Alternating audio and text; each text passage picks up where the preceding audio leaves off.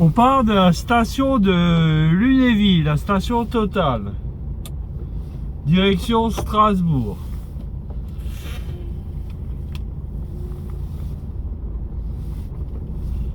Là, il y a un bitrain.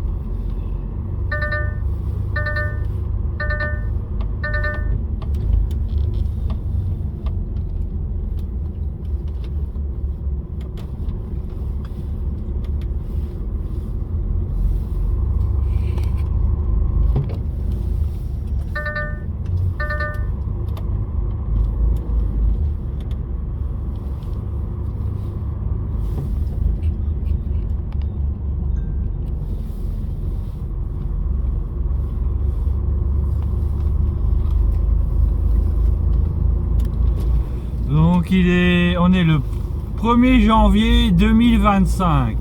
Il est 7h27 du matin.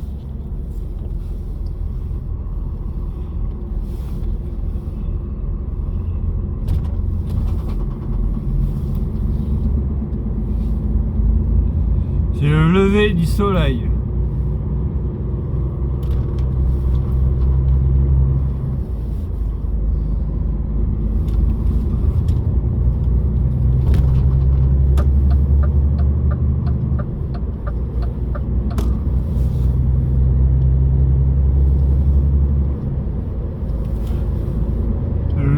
Soleil de l'année 2025, du nouvel an 2025.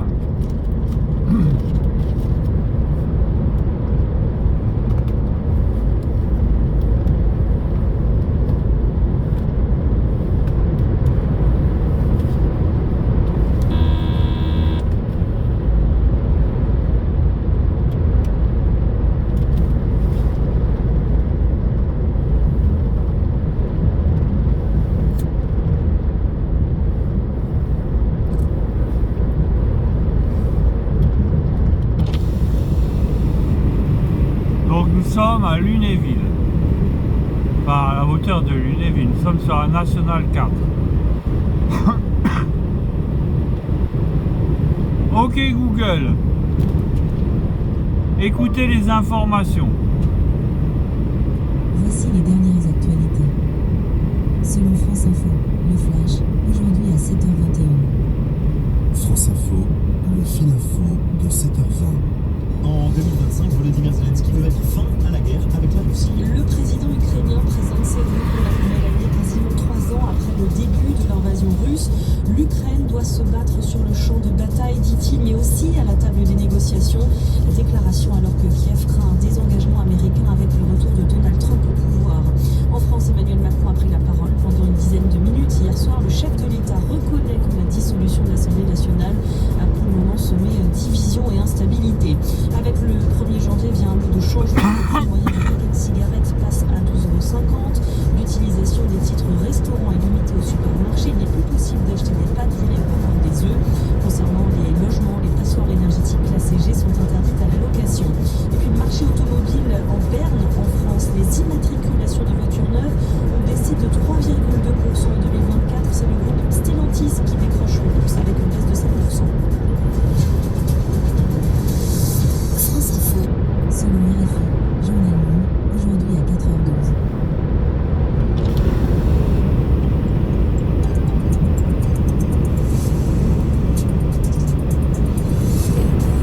Vous écoutez Radio France Internationale, 4h ici à Paris, minuit à Rio de Janeiro. Galibona. Au Brésil, justement, où les feux d'artifice sont en train d'illuminer le ciel, c'est le cas à Rio de Janeiro, sur la côte atlantique. On sera en direct sur place dans un petit instant. Nous allons festif à Goma, dans le Nord Kivu, malgré la guerre et la présence des rebelles du M23 dans cette région de l'Est de la RDC. On entendra ses habitants dans ce journal. Les vœux de fin d'année prononcés par de nombreux chefs d'État en Ukraine, Volodymyr Zelensky annonce qu'il veut mettre fin à la guerre contre la Russie cette année. Et en France, Emmanuel Macron appelle ses voisins européens à en finir avec la naïveté en matière de commerce et d'agriculture. Et pour fêter la nouvelle année, on va prendre des nouvelles du champagne. Comment se porte l'or pétillant au moment où les ventes ralentissent? On fera le point à la fin de ce journal. Plus de la moitié du globe est déjà passé au calendrier de 2025. Il ne manque plus que les Amériques. La nouvelle année commence à pointer le bout de son nez. À Rio de Janeiro, les festivités battent leur plein. C'est là qu'on vous retrouve Sarah Cosolino. Vous êtes dans un bar sur les hauteurs de la favela de Vidigal. Et là, vous avez une vue imprenable sur les feux d'artifice de Copacabana.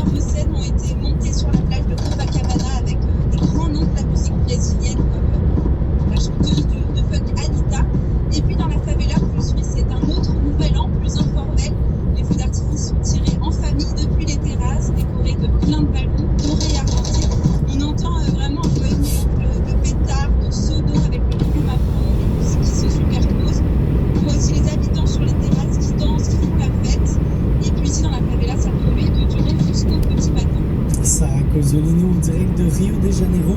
Merci d'avoir été avec nous et profitez bien de cette nuit pour nous. Et nous, on continue notre tour du monde en République démocratique du Congo, où la nouvelle année a été célébrée malgré la guerre. À Goma, chef-lieu du Nord Kivu, dans l'est du pays, plus d'1 million d'habitants ont fêté le nouvel an. Des centaines de Gomatraciens étaient dans les rues, dans les églises, des veilles de prière, des concerts. Dans 600 mètres, utilisez la voie de droite pour prendre la bretelle en direction de Saint-Dié, Colmar. La résilience et la détermination des citoyens à braver la peur. La région est en conflit depuis plus de 3 décennies. La ville de Goma est encerclée par les rebelles du M23 soutenus par le Rwanda. Retour sur ce réseau. Utilisez la voie de droite pour prendre la bretelle en direction de Saint-Dié, puis utilisez la voie de droite pour prendre la bretelle en direction de Colmar. Ayant unique en son genre avec notre correspondant sur place, Héritier Baraka. Il est 0 à Goma car la montre indique que le 1er janvier 2025. À l'hôtel Serena, des cris de joie et des feux d'artifice font vibrer la ville. Depuis plus des jeunes, les familles, à pied ou en voiture, sont visibles derrière. Les bars et les boîtes de nuit sont pleins pour célébrer cette nouvelle année marquante. C'est une grâce d'arriver dans cette journée de 2025 accordée par Dieu. Pour cette nouvelle année, je souhaite que nous ayons la paix. Le bien sûr, il y a la guerre, on ne va utiliser parce qu'on profite, mais il y a toujours la guerre. On préfère que le 2025 soit pour nous l'année de la paix, pas de guerre, pas de sécurité. Dans cet hôtel ici de Goma, la danse est au rendez-vous. Je sais que Congo, artiste de la jeunesse Kumba, ses rêves étaient en demi-million. Depuis 2024 qu'on a commencé la soirée, là on est en 2025. On a compris malgré tout pour dire qu'on a toujours l'espoir, on croit toujours quelque chose de positif à l'avantage de la population. Pour garantir la sécurité à la population, les autorités militaires ont instauré des checkpoints à de belles fonds de la ville. Tard dans la nuit, la circulation était encore intense. Cette parenthèse festive, pour oublier la guerre, s'est refermée. Héritier Baraka, Goma et Réfou. Un nouvel an en pleine guerre, c'est aussi le cas en Ukraine, où le président Volodymyr Zelensky a prononcé ses vœux à la nation. Il a annoncé que 2025 serait l'année de l'Ukraine et a réaffirmé sa volonté de mettre fin à la guerre contre la Russie cette année. Il a promis de continuer le combat sur le champ de bataille et à la table des négociations. En Finlande, l'enquête pour sabotage d'un câble sous-marin se poursuit. Elle Helsinki a annoncé que 7 membres de l'équipage du pétrolier Eagle S étaient soupçonnés et interdits de déplacement. La semaine dernière, une liaison entre la Finlande et l'Estonie a été interrompue en mer Baltique, dans le nord de l'Europe. Selon les autorités finlandaises, le navire intercepté, floqué sous pavillon des îles Cook, appartiendrait en réalité à la flotte fantôme de la Russie. Et pour la première fois en plus d'un an, le cours du gaz européen a franchi la barre symbolique des 50 €. Une hausse due à l'annonce de Kiev, qui a confirmé la fermeture de tous les gazoducs russes sur son territoire. Cette interdiction a commencé il y a 5 heures, dès le 1er janvier 2025. Interdiction qui met fin à l'approvisionnement de plusieurs pays d'Europe de l'Est. Les principaux concernés sont la Hongrie et la Slovaquie, 2 pays proches de Moscou. La Moldavie, une ancienne république soviétique, est également touchée. Depuis l'invasion russe en Ukraine en 2022, le gaz russe continue d'être importé en Europe et les livraisons ont même augmenté en 2024. Être unis en Europe, c'est ce que souhaite le président français. Mardi soir, Emmanuel Macron a adressé ses vœux pour l'année à venir. Il a affirmé qu'il demanderait aux Français de trancher des sujets déterminants en 2025 et il a également appelé ses voisins à la lucidité dans le contexte international actuel. Les Européens doivent en finir avec la naïveté, dire non aux lois du commerce édictées par d'autres et que nous sommes les seuls à encore respecter, dire non à tout ce qui nous fait dépendre des autres sans contrepartie et sans préparer notre avenir. À l'inverse, il nous faut le réveil européen, réveil scientifique, intellectuel, technologique, industriel, réveil agricole, énergétique et écologique. Il faut pour cela aller plus vite, prendre nos décisions plus rapidement, plus fortement en européen, simplifier nos règles pour nos compatriotes comme nos entreprises et investir davantage. Emmanuel Macron qui demande la fin de la naïveté, écho indirect à l'accord de libre marché que Bruxelles vient de nouer avec le Mercosur, la zone commerciale des pays d'Amérique du Sud.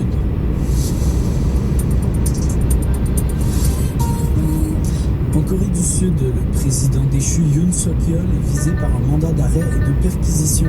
Depuis sa tentative ratée d'imposer la loi martiale le 3 décembre, le chef de l'État a refusé de comparaître à toutes ses convocations en justice. Les mandats courent jusqu'à lundi prochain et le bureau d'enquête chargé du dossier a confirmé qu'ils seront exécutés dans les temps. L'autorité a ajouté que quiconque fera obstruction à cette arrestation pourra être poursuivi.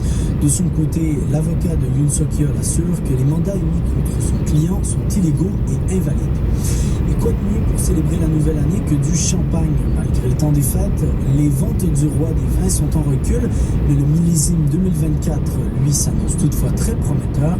Les détails avec vous, Agnieszka Kumar.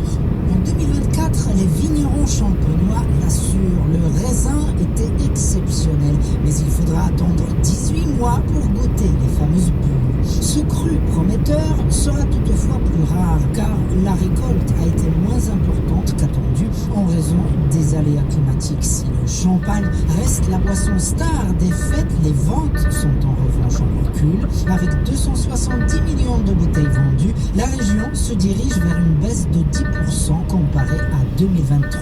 À cause de l'inflation, une partie des consommateurs, notamment en France, boudent le champagne devenu trop cher. Ils lui préfèrent notamment le Prosecco, des pertes compensées partiellement par les ventes à l'export qui devraient porter le chiffre d'affaires à 5,8 milliards d'euros. L'explosion des prix s'explique par une forte augmentation des coûts de l'électricité et de bouteilles en verre. La valse des étiquettes devrait se poursuivre en 2025 sur fond de montée en gamme globale des vins de Champagne. Agnieszka Kumar. Et c'est une histoire qui sonne comme un début de film hollywoodien. Après un cambriolage, une riche londonienne promet une récompense de 600 000 € à quiconque pourra l'aider à retrouver ses bijoux volés. Au début du mois de décembre, un homme s'est introduit dans le domicile de cette collectionneuse d'art. En l'absence des propriétaires, il aurait dérobé pour 12 millions d'euros de bijoux, plusieurs colliers avec des diamants, des saphirs et des émeraudes. Le suspect masqué est décrit par la police comme un homme blanc, âgé d'une vingtaine ou d'une trentaine d'années. Pour l'instant, les enquêteurs piétinent et le voleur, lui, court toujours.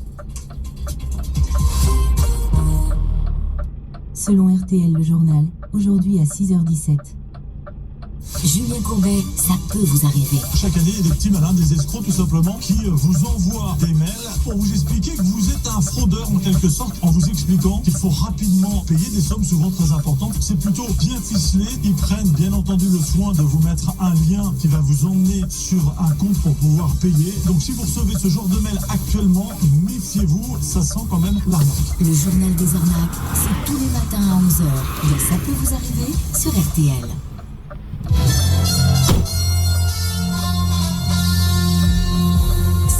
9h, RTL Matin, avec Stéphane Carpentier. Et donc Isabelle Choquet à mes côtés, à la une ce matin, évidemment, la bonne année. 1 million de personnes ont fêté ça sur les Champs-Élysées à Paris. On y sera dans un instant. Les vœux d'Emmanuel Macron, premier, mais à culpa sur la dissolution et esquisse de futur référendum. Dans ce journal également, le cauchemar d'une jeune femme forcée de conduire 300 km, un pistolet sur la tempe. Et puis notre série, les auditeurs qui ont marqué 2024 avec le petit Jaïed ce matin. Il y a un dysfonctionnement, système freinage remords. Cette année. RTL Matin. Et donc voilà, nous y sommes à premières heures de 2025. Et à 6h01 sur RTL, on ne sait pas trop si on doit vous souhaiter bon réveil ou bonne nuit. Oh, maintenant ça va mieux, j'ai débranché le système d'AEBS. Jusqu'au bout de la nuit, à la maison, en discothèque ou dehors. À Paris, plus d'1 million de personnes se sont rassemblées sur les Champs-Élysées. Johanna Chabas, vous étiez là pour les 12 coups de minuit.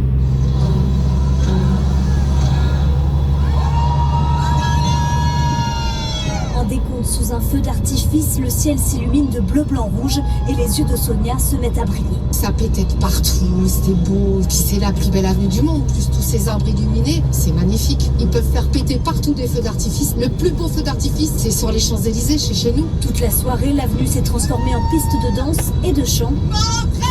Jusqu'à la Dans 3 km, prendre la sortie D400 en direction de Badonviller, Bénamenil. Sur scène se sont succédés des dizaines d'artistes, Émile et Images, Maître Gims ou encore Lio. Pour le plaisir d'un public venu de toute la France, Sarah a réuni toute sa famille des 4 coins du pays pour ce nouvel an. Au lieu d'être chez soi ou enfermé, je trouve qu'on fait ça tous ensemble avec différentes religions, différentes cultures et c'est génial. Un moment de communion et d'espoir pour Vanessa qui attend énormément de 2025. J'aimerais bien que ça s'améliore sur beaucoup de choses. Les conflits, les guerres, qu'on ait un gouvernement qui soit stable et qui apporte beaucoup de choses pour tout le monde. Le spectacle fini, difficile de repartir. Tous prennent une dernière photo pour immortaliser ce début d'année festif. Voilà la fête sur les Champs-Élysées avec Johanna Chabas et une nuit de la Saint-Sylvestre presque calme à Strasbourg, tout est relatif. Une 50aine de véhicules incendiés, pas de blessés parmi les forces de l'ordre. 29 personnes ont été placées en garde à vue. L'actualité de ce 1er janvier, Isabelle, ce sont aussi les vœux du président. Avec une innovation pour 2025, pour la première fois depuis la création de l'exercice, l'allocution d'Emmanuel Macron a débuté sur une courte vidéo des images de l'année écoulée, les commémorations de la Libération, les JO de Paris, Notre-Dame rénovée. Innovation aussi, pour la première fois, Emmanuel Macron a fait clairement son mea culpa. Je dois bien reconnaître ce soir que la dissolution a apporté pour le moment davantage de division à l'Assemblée que de solutions pour les Français.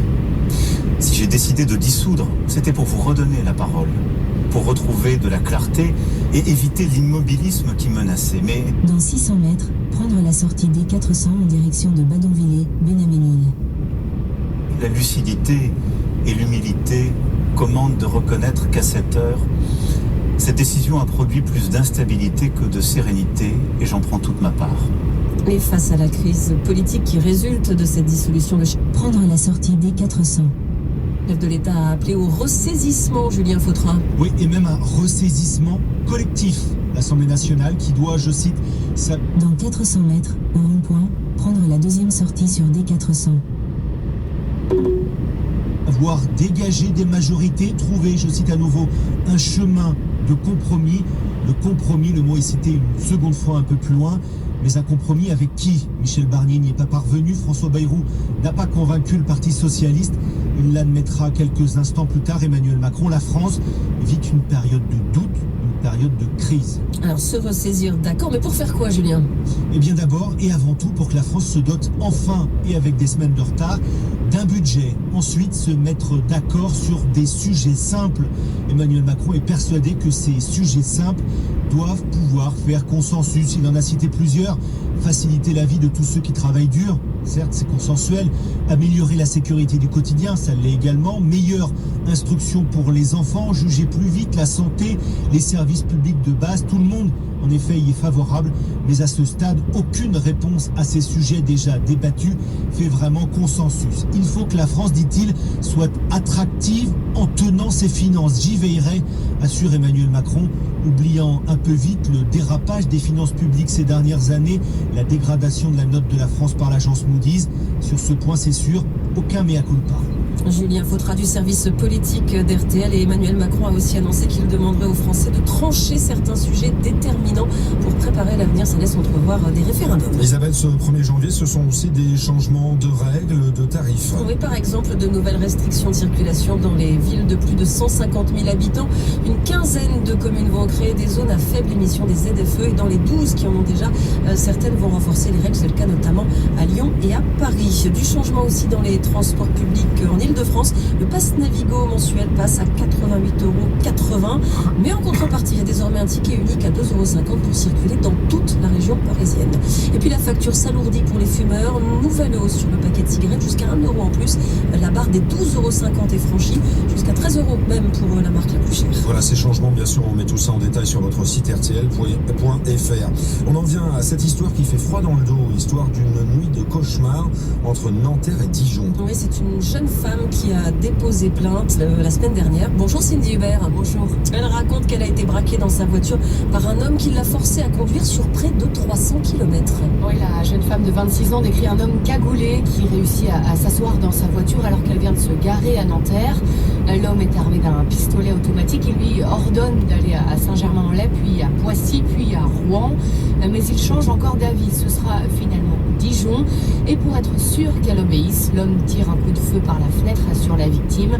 La jeune femme dénonce également des attouchements pendant un arrêt sur une aire d'autoroute. Une fois devant la gare de Dijon, son agresseur l'a fait sortir et s'enfuit avec sa voiture, toujours selon les déclarations de la victime. Les enquêteurs sont donc sur la piste du véhicule et étudient les images de vidéosurveillance sur plus de 300 km. Cindy Hubert du service police-justice d'RTL. L'avocat de la famille l'a confirmé à RTL. Les obsèques du petit Émile auront lieu le 8 février prochain. Le petit garçon avait disparu en juillet 2023 sur la commune du Vernet dans les Alpes de Haute-Provence. Ses ossements et certains de ses vêtements ont été retrouvés en mars dernier. En cette fin d'année et toute cette semaine, RTL vous propose de revivre l'année 2024 telle que vous l'avez vécue, vous les auditeurs. Et telle que vous nous la racontez, notamment dans Les Auditeurs ont la parole à la mi-journée. Ce matin, retour sur un témoignage fort. C'était le 29 août dernier. L'UNICEF et la Fédération des acteurs de la solidarité publiaient leur 6e baromètre annuel des enfants à la rue. 2000 en France en 2024. RTL avait recueilli pour l'occasion la parole de Jaïed, un petit garçon qui avait passé 4 mois sans toit cette année. Il nous expliquait, Vincent Serrano, qu'il avait toujours peur que ça recommence. Oui, c'est avec la voix douce d'un enfant de 9 ans que Jaïed nous racontait alors les moments difficiles à dormir dans la rue avec ses 2 petites sœurs et sa maman. Mon premier souvenir, c'était que mes 2 petites sœurs pleuraient pour la première fois à la rue. Les moments les plus difficiles, c'était parce qu'il y a ma petite sœur qui est asthmatique. Elle attrape ça parce que la nuit, il fait beaucoup froid. Un quotidien qui ne nous est surtout pas, à l'époque, évoqué avec ses camarades de classe. Parce que j'ai eu peur que, par exemple, ils me disent viens, on y va chez toi, que, par exemple, ils se moquent de moi. Et quand je vais à l'école, je dors en classe, quoi. Et des fois, je fais des cauchemars à cause de la violence dehors. Des personnes que je connais pas, ils viennent nous agresser, quelque chose comme ça. Aujourd'hui, Jaïed a 10 ans et ses cauchemars se font rares. Ça va mieux. En août, tu disais que tu voulais peut-être devenir pilote d'avion. Ouais, c'est toujours le cas. Mais maintenant, je suis en CM2. Bien, ça se passe bien. Avec mes soeurs, mais on joue ensemble. Le problème, c'est que le petit garçon sait bien qu'une décision de justice est tombée depuis. Le logement qu'il occupe avec sa famille grâce au collectif Solidarité entre femmes à la rue doit être vidé au plus tard le 5 mai prochain. Je comprends pas. Il y a des maisons qui sont vides, il y a des gens qui font plusieurs hectares. Pourquoi? Pour faire des magasins ou des parkings, des... Pourquoi ils construisent pas des maisons? Le collectif continue donc de se battre. Le jeune Jaïed aussi pour faire en sorte que sa famille ne se retrouve pas une nouvelle fois à la rue. Jaïed, l'un des auditeurs qui ont marqué 2024 avec Vincent Serrano. Le football et ce 1er janvier marque le début du mercato d'hiver. Oui, les clubs ont jusqu'au 3 février pour tenter de se renforcer en recrutant des joueurs costauds ou pour vendre afin de rester dans les clous du fair play financier.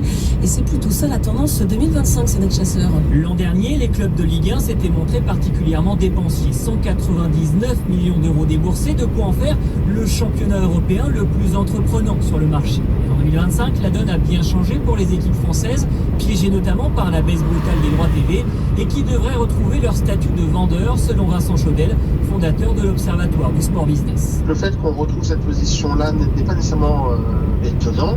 En revanche, c'est le contexte qui ne nous est pas favorable. Et on a donc des clubs qui ont besoin de vendre, je pense notamment à l'Olympique Lyonnais. Et donc, c'est la plus mauvaise position quand vous êtes dans l'obligation de vendre, que tout le monde le sait, et que vous avez un marché qui devrait être beaucoup moins actif que dans les années passées. Les clubs anglais, principaux partenaires de danse de leurs homologues français, devraient notamment se montrer plus frileux qu'à l'accoutumée cet hiver, rendant cette fenêtre hivernale peu propice aux bonnes affaires pour les formations françaises qui pourraient faire leurs emplettes en interne entre clubs tricolores pour tenter de réaliser de bonnes opérations. Cédric Chasseur du service des sports de RTL. Les courses, Isabelle, c'est Vincennes aujourd'hui avec un départ assez classique à 15h15. Et Dominique Cordier vous conseille de jouer le 6, le 3, le 7, le 5, le 2, le 13 et le 15. 6, 3, 7, 5, 2. Dans 3 km, prendre la sortie D7 en direction de Ciré-sur-Vesouse, Blamont.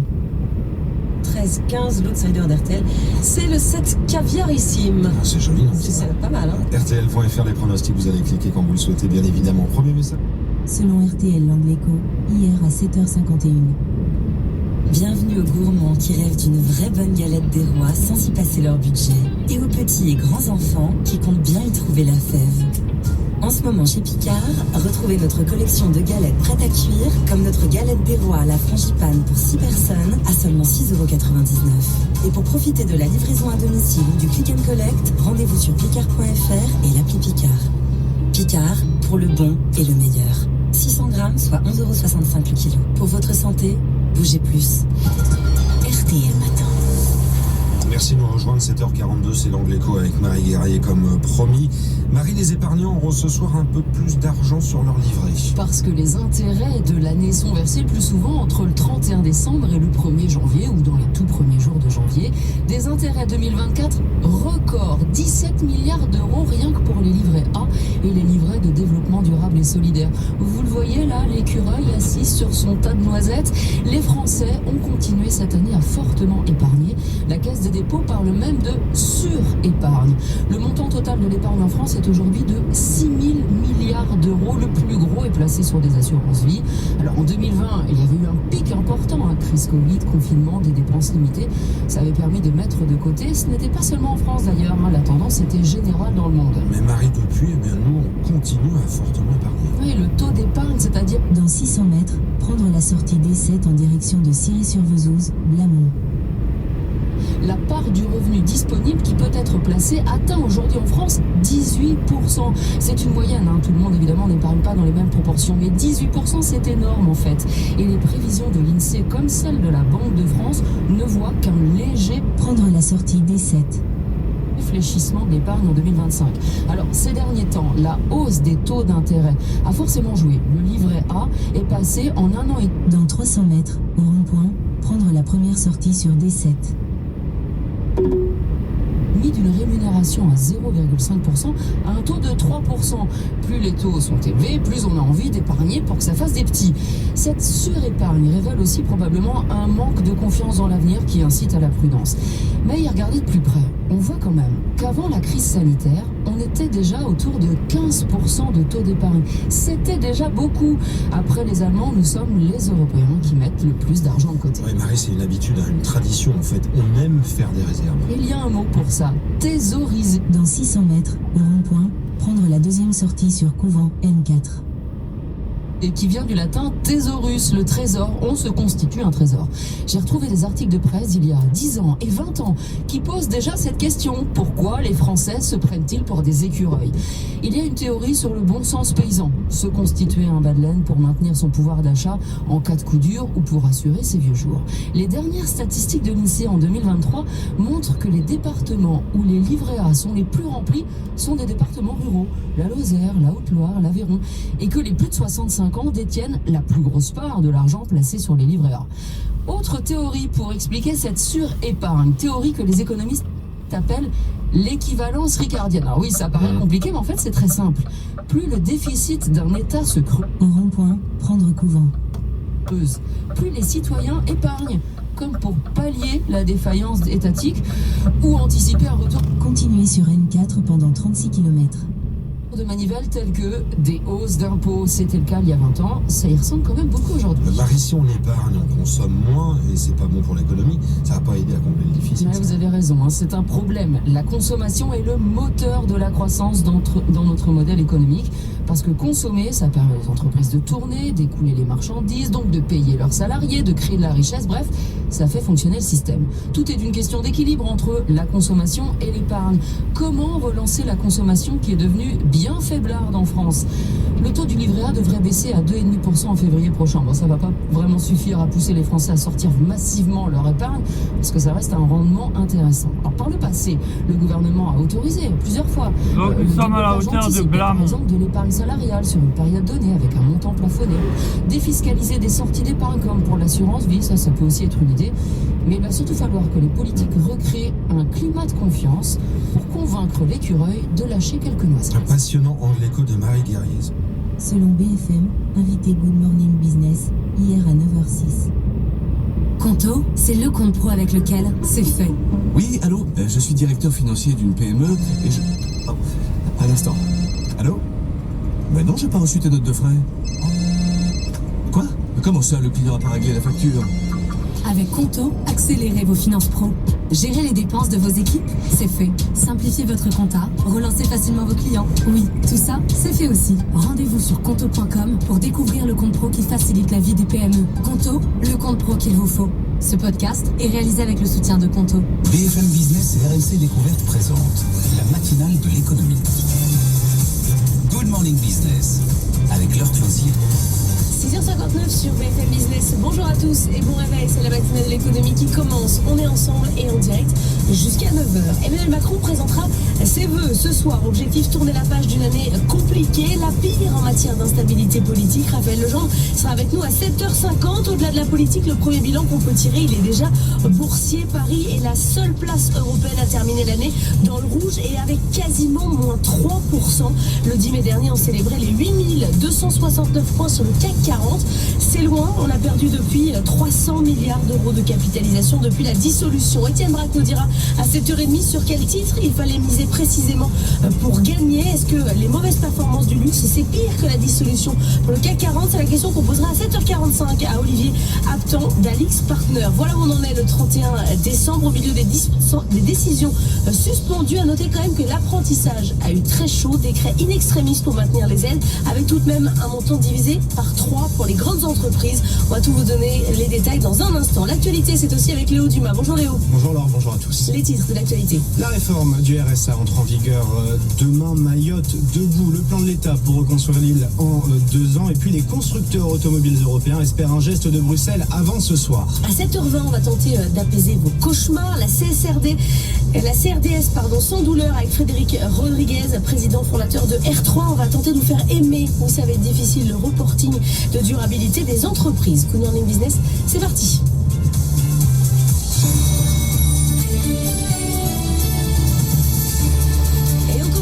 Le journal avec la fin du suspense pour les aides à l'apprentissage. Et oui, avec une bonne et une mauvaise nouvelle pour les employeurs. La bonne, d'abord, les aides sont maintenues. Un décret sera publié en janvier, annoncé hier soir le gouvernement. Et puis ce qui va peut-être moins plaire aux employeurs, Nathan Cocampo, c'est que les montants sont en baisse. Oui, une baisse de 1 000 euros pour les petites entreprises et de 4 000 euros pour les grandes. Dans le détail, 2 tranches d'aides sont ainsi mises en place pour l'embauche d'apprentis en 2025.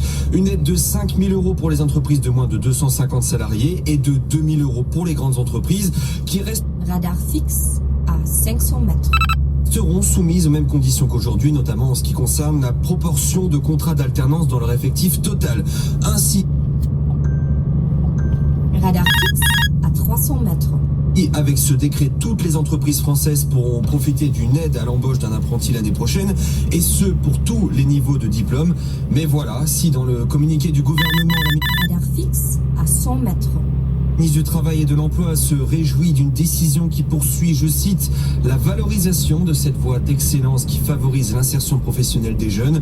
Jusqu'à aujourd'hui, l'aide pour l'embauche d'apprentis était de 6 000 € pour toutes les entreprises, peu importe la taille. On a donc bien un maintien de l'aide, mais sur des montants nettement revus à la baisse. À noter que l'aide de 6 000 € reste tout de même maintenue pour l'embauche d'un apprenti en situation de handicap. Merci Nathan Cocampo. Et dans l'autre changement, au 1er janvier, la réforme du RSA qui entre en vigueur demain, là aussi enjeu pour les employeurs car tous les bénéficiaires seront automatiquement inscrits à France Travail et ils devront surtout signer un contrat d'engagement pour se réinsérer au plus vite dans l'emploi. Les détails avec Alexandra Pagé. L'objectif de cette réforme du RSA est double, mieux accompagner les allocataires, mais aussi s'assurer qu'il s'agit pour l'État d'un investissement efficace. En clair, explique Thibaut Guilhuy, directeur général de France Travail, faire en sorte que le dispositif serve bien le retour à l'emploi. Vous avez entre 3 et 4 contacts par semaine avec votre conseiller. Vous avez les offres d'emploi, les offres de stage, d'immersion, de formation. Et donc, c'est cet accompagnement à la fois digital et à la fois humain qui fait que les retours à l'emploi sont bien meilleurs avec ce type de contrat d'engagement. Contrat qui instaure notamment l'obligation d'effectuer 15 heures d'activité par semaine. Une mesure contestée mais au résultat encourageant. Le dispositif a été testé auprès de 70 000 allocataires dans 49 départements. Au bout d'un an, un peu plus de la moitié d'entre eux avaient accédé à un emploi. Mayotte, debout, le plan de l'État pour reconstruire l'île commence à prendre forme. Oui, avec le déplacement sur place de François Bayrou et d'une partie de son gouvernement, le Premier ministre qui a rencontré les acteurs économiques et agricoles de l'archipel hier avant de présenter les contours de son plan pour la reconstruction. Reconstruction, François Bayrou promet en 2 ans avec ces mesures compilées par Mathilde Chaminade. François Bayrou a d'abord annoncé des mesures d'urgence pour rétablir le réseau électrique de l'île. 200 agents supplémentaires seront mobilisés, les distributions d'eau potable vont augmenter et les vols commerciaux pourront reprendre demain. Concernant les télécommunications, 200 kits Starlink vont être déployés. François Bayrou annonce aussi l'attribution de prêts garantis par l'État pour les familles mahoraises. Et pour les entreprises, les cotisations sociales seront suspendues jusqu'au 1er mars. Une aide financière sera débloquée et un dispositif de préservation de l'emploi instauré sans plus de précision. Des mesures qui ne vont pas assez loin pour les chefs d'entreprise. Dans une lettre remise par la CCI de Mayotte au Premier ministre, ils réclament l'exemption d'impôts, de cotisations sociales et patronales pendant 5 ans, de nouveaux PGE pour les entreprises et des mesures non seulement pour protéger mais aussi favoriser l'emploi, simplifier le recrutement d'étrangers de pays limitrophes par exemple. Et les PGE de l'époque Covid, eux aussi encore dans l'actualité, 38,4 milliards d'euros restent à rembourser, indique BPI France. 145 milliards avaient été distribués principalement en 2020, échéance dans la plupart des cas avant l'été 2026. Et en face de ça, cette autre donnée publiée pendant les fêtes par le ministère du Travail, 141, c'est le nombre de plans de sauvegarde recensés au 3e trimestre en France, un niveau jamais atteint depuis le Covid qui devrait entraîner près de 24 000 suppressions de postes. Et puis des difficultés aussi en Allemagne chez Volocopter, la start-up qui voulait faire voler des taxis pendant les JO de Paris dépose le bilan. Faute de financement, elle engage une procédure d'insolvabilité auprès de la justice. Julien Thibault. Volocopter dépose le bilan mais n'abdique pas pour autant. La start-up qui a levé près de 350 millions de dollars il y a 2 ans continue de chercher activement des investisseurs. Elle espère toujours un lancement commercial de son modèle Volocity en 2025. Cet été, la start-up allemande s'était associée avec le groupe aéroport de Paris pour faire voler ce modèle lors des Jeux Olympiques. Des vols annulés à la dernière minute, faute de certification. Il y a quelques jours, c'est le Conseil d'État qui a annulé l'arrêté créant une plateforme pour les taxis volants à Paris. Face aux concurrents chinois et américains, les entreprises européennes sont en difficulté. Lilium, autre pionnier allemand du secteur, a été sauvé de justesse de la liquidation il y a quelques jours. Le patron de Volocopter, Dirk Hawk, multiplie, lui, les appels à l'aide au pouvoir public allemand. Selon lui, moins de 75 millions d'euros seraient nécessaires pour obtenir la certification de l'Agence européenne de sécurité aérienne et ainsi pouvoir lancer des vols commerciaux à Paris ou à Rome. 7h05, le compte à rebours est plus qu'enclenché pour l'industrie automobile. Mais avec ces nouvelles normes d'émissions CO2 à respecter dès demain pour les constructeurs européens, sinon quoi ? Forcément, de fortes amendes sont prévues par la Commission européenne. Bruxelles, à qui les constructeurs demandent encore un délai. Aujourd'hui, ils ne désespèrent pas d'obtenir un geste d'ici ce soir. Justine Vassogne. Depuis septembre, la CEA multiplie les alertes. Non, le secteur ne peut pas vendre 20% de voitures électriques en 2025. Il risque jusqu'à 15 milliards d'euros d'amende selon le lobby automobile. Les analystes d'UBS ou d'HSBC misent de leur côté plutôt sur 5 à 8 milliards d'euros de pénalités. Reste que la CEA a réussi à fédérer 7 membres de l'Union européenne, militent désormais à ses côtés à Bruxelles. Parmi eux, l'Italie, l'Allemagne et la France. Depuis décembre, le lobby peut aussi compter sur l'appui de Stellantis qui a changé de discours en même temps que de patron. Le groupe estime maintenant avoir besoin d'une réponse au plus vite afin d'établir une stratégie. Aucun constructeur n'est en mesure aujourd'hui de respecter les nouvelles normes, affirme un acteur du secteur, ou bien au prix de grands sacrifices, acheter des crédits carbone à des constructeurs chinois ou vendre moins de voitures thermiques. Certains constructeurs ont d'ailleurs déjà commencé à augmenter leur prix. Ursula von der Leyen reste pour le moment inflexible. Les amendes, justifie-t-elle, ne seront pas calculées avant 2026. La réponse officielle de Berlin à Elon Musk. Le gouvernement fédéral lui reproche d'essayer, je cite, d'influencer les élections législatives prévues fin février en Allemagne. Le milliardaire américain, on en a parlé sur BFM Business, qui multiplie ses messages de soutien à l'AfD, opinion qui équivaut à une recommandation électorale pour un parti d'extrême droite surveillé par les autorités, rappelle hier la porte-parole du gouvernement. Et puis encore un rebondissement en Corée du Sud. Un tribunal vient d'émettre un mandat d'arrêt contre le président déchu. La justice veut le forcer à comparaître après sa tentative ratée d'imposer la loi martiale. Mandat illégal et invalide, réagit l'avocat de l'ancien président. On finit avec un mot de vin, ça ne va pas très fort pour les grands crus. Oui, l'indice référence du secteur alerte sur la chute des prix. Le problème, c'est que ça fait maintenant 2 ans que le secteur est à la peine et 2025 ne s'annonce pas meilleur. Astrée Olivier. Ce sont les Bourgogne et Champagne qui trinquent le plus cette année, avec une baisse moyenne de 10% des indices de prix. Mais les Bordeaux souffrent aussi. Par exemple, le cru du château Lafite Rothschild de 2012 a vu sa valorisation diminuer de 42% à 175 € la bouteille. En cause d'abord la diminution de la demande des vins français en Chine, où le marché ralentit, et puis la baisse des taux d'intérêt qui rend les actifs sans rendement, comme le vin, moins attractifs. Le marché a connu une croissance trop soudaine pendant la crise Covid. Un retour de bâton était donc inévitable selon un expert. Pour l'année à venir, la crainte d'une hypothétique augmentation des tarifs douaniers américains sur les vins européens pourrait encore assécher la demande. La baisse des prix des grands crus peut néanmoins être une opportunité pour les investisseurs. Selon le PDG de Crewine, le champagne Dom Pérignon de 96, vendu à 800 € la bouteille, ou le Santé Million de 2005 du château Cheval Blanc à 1500 €, demeurent des valeurs sûres en raison des quantités disponibles très limitées.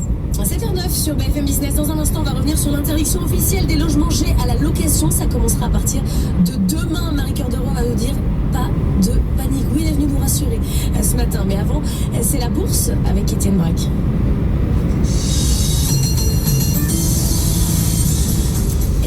Étienne Braque, on retrouvera juste après Marie, parce que pour l'instant, il n'est pas techniquement possible d'entendre Étienne. Alors on commence avec vous, Étienne. Non, je commence avec Marie, dans le Marie-Cœur de Rouen.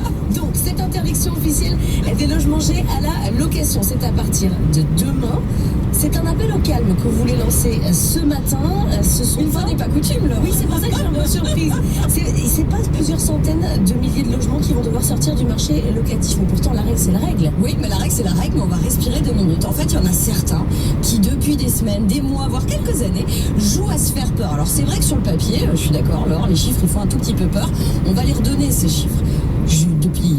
J'allais dire depuis demain, oui, 1er janvier 2025, vous avez effectivement l'interdiction à la location des logements G qui tombe. Et en tout, si je cumule parc social et parc privé, ça fait potentiellement 755 000 logements qui seront interdits à la location. Si je vais plus loin, je vais jusqu'en 2028. Là, on est sur les logements F interdits à la location. 1 120 000 biens, parc social, parc privé, qui seront interdits à la location. 2034, on a les logements E, et là, 2 700 000 biens interdits à la location.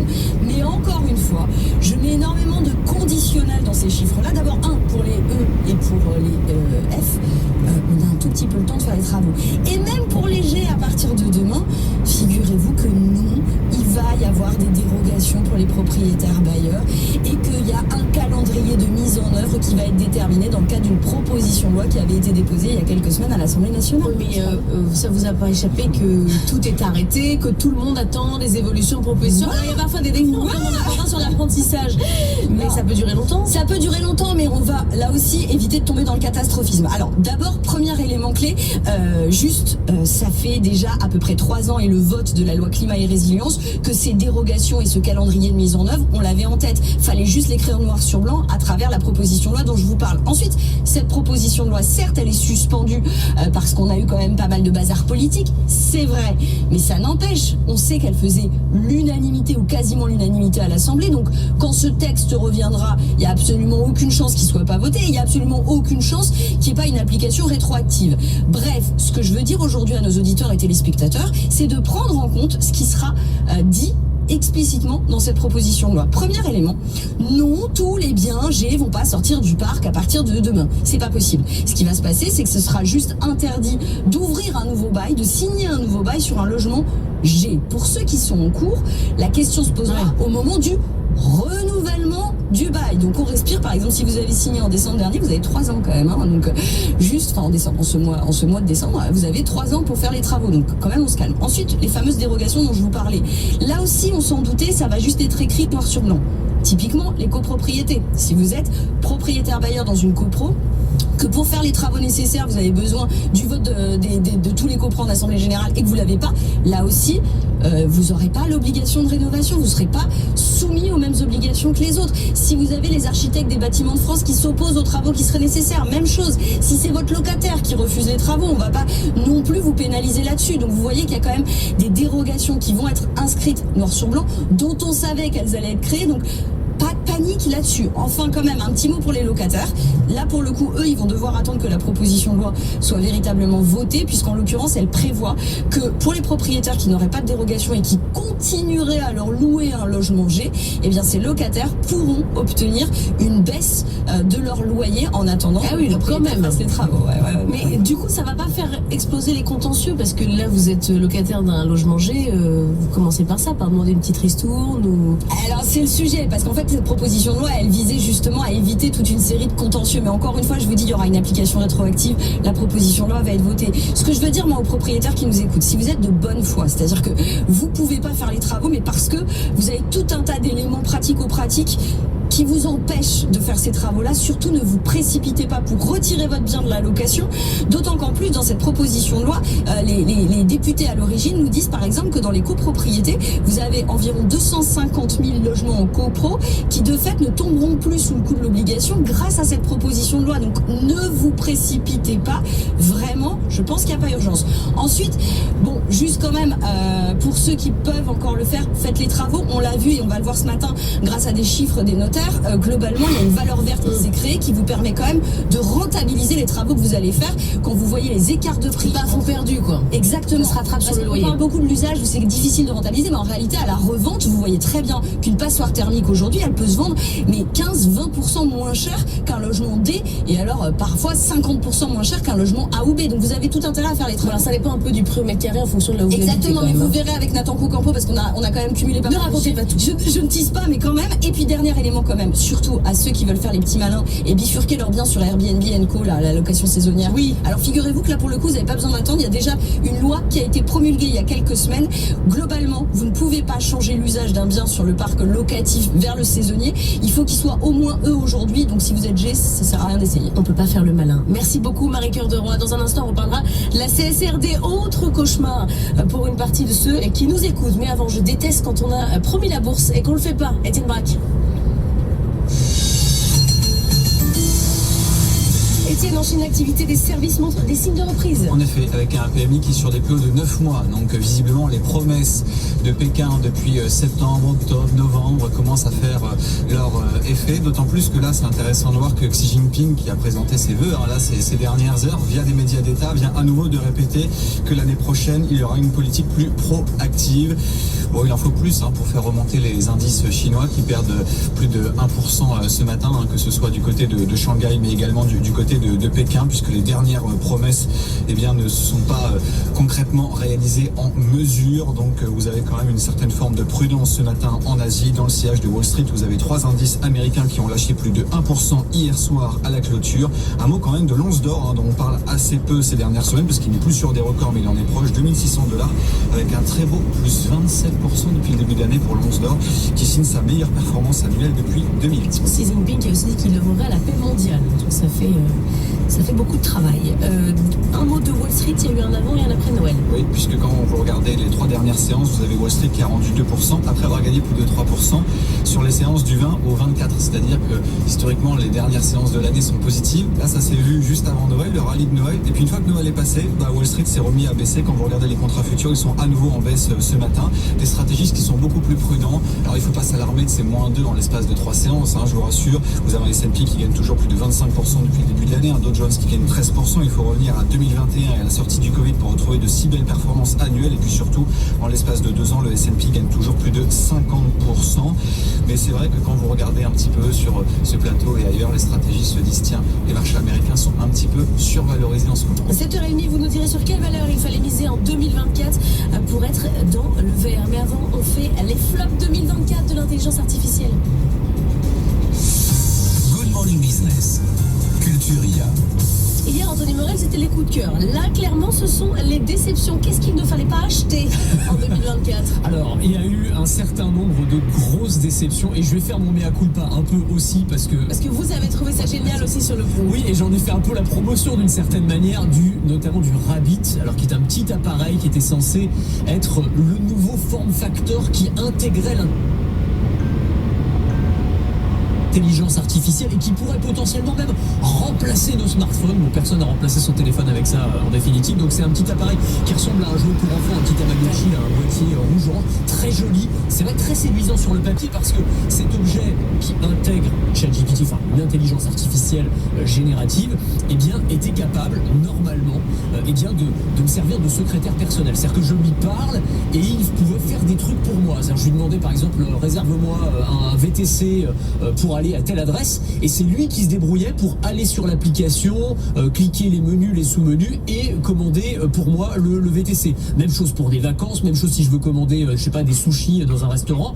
Et donc sur le papier c'était génial. Sauf que à partir du moment où on l'a reçu, certains ont commencé à les tester, ça fonctionnait beaucoup moins bien que ce qui avait été prévu. Et surtout on s'est rendu compte, mais on aurait pu s'en douter un petit peu, que finalement il n'y a pas de valeur ajoutée intrinsèque à ce petit objet. On pourrait intégrer cette technologie dans une application sur son téléphone, ça ferait exactement la même chose. Donc le résultat, c'est que ça a fait un flop.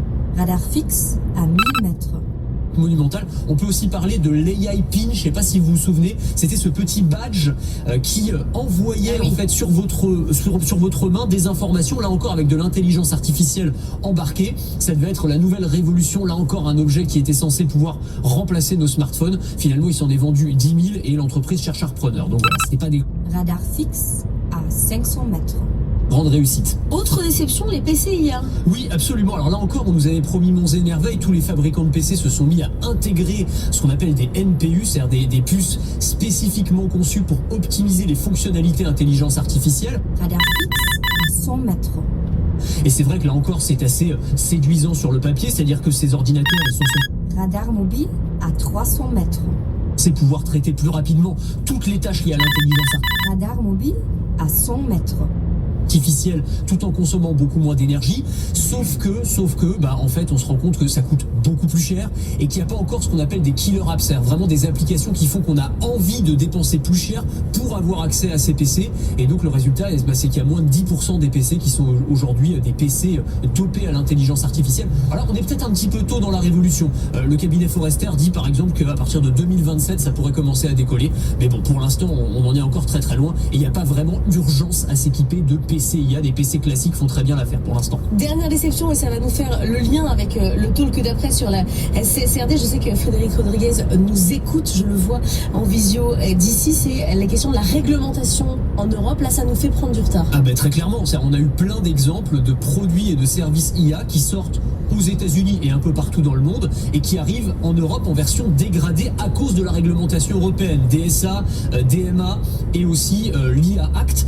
Tous les grands groupes technologiques ont du mal à se positionner. On l'a vu, le dernier exemple c'était Sora, vous savez, il y a de vidéos. Pas le droit. Bah non, c'est ça, elle est sortie partout dans le monde, dans 160 pays, sauf en Europe. On a eu les fonctionnalités IA des derniers iPhones qui sont sortis aux États-Unis. En Europe, il faudra attendre avril 2025. Donc on prend 6 mois de retard à chaque fois. Ça a été le cas aussi pour, je sais pas moi, si la fonctionnalité vocale avancée de ChatGPT, même chose, ça a pris du retard. Alors souvent, ça arrive quand même, ça finit par arriver en Europe, mais 6 mois de retard dans le monde de l'intelligence artificielle, c'est énorme. Et en fait, il faudrait pas qu'on se transforme à cause de notre réglementation en une sorte de tiers-monde numérique, alors que les États-Unis et la Chine, eux, continuent à avancer sans se mettre de frein, clairement. Merci beaucoup Anthony Morel. On va parler de la CSRD, ce cauchemar des entreprises. Good Morning Business, le choix du 7h20. Oui, je dis ce cauchemar. Frédéric Rodriguez qui est avec nous, président fondateur de R3. Pourquoi je dis cauchemar? Parce qu'on en voit défiler des chefs d'entreprise sur ce plateau qui nous disent quand même à partir de demain cette obligation pour les entreprises pour les grosses entreprises qui devront faire du reporting extra-financier. Si elles ne font pas ça, elles auront des sanctions financières. C'est d'abord les grosses entreprises, puis après ça ira vers les plus petites. Elles considèrent que c'est un cauchemar parce qu'il faut en interne les équipes pour pouvoir structurer ce reporting. Il faut aller regarder jusqu'à ses sous-traitants. Vous, Frédéric Rodriguez, si vous êtes là ce matin, c'est pour un message de paix. Vous aussi, ça va bien se passer. N'ayez pas peur. Vous ne voulez même pas de moratoire comme le proposait par exemple Michel Barnier. Message de paix, oui, parce que c'est une grande avancée. On est en retard sur l'intelligence artificielle, mais en Europe, on est en avance grâce à la CSRD. En tout cas, la CSRD, au départ, il faut rappeler qu'elle est là. Elle est là pour régler un problème qui est le dérèglement climatique, pour faire agir plus vite et mieux les entreprises. Ça, c'est comme la première volonté.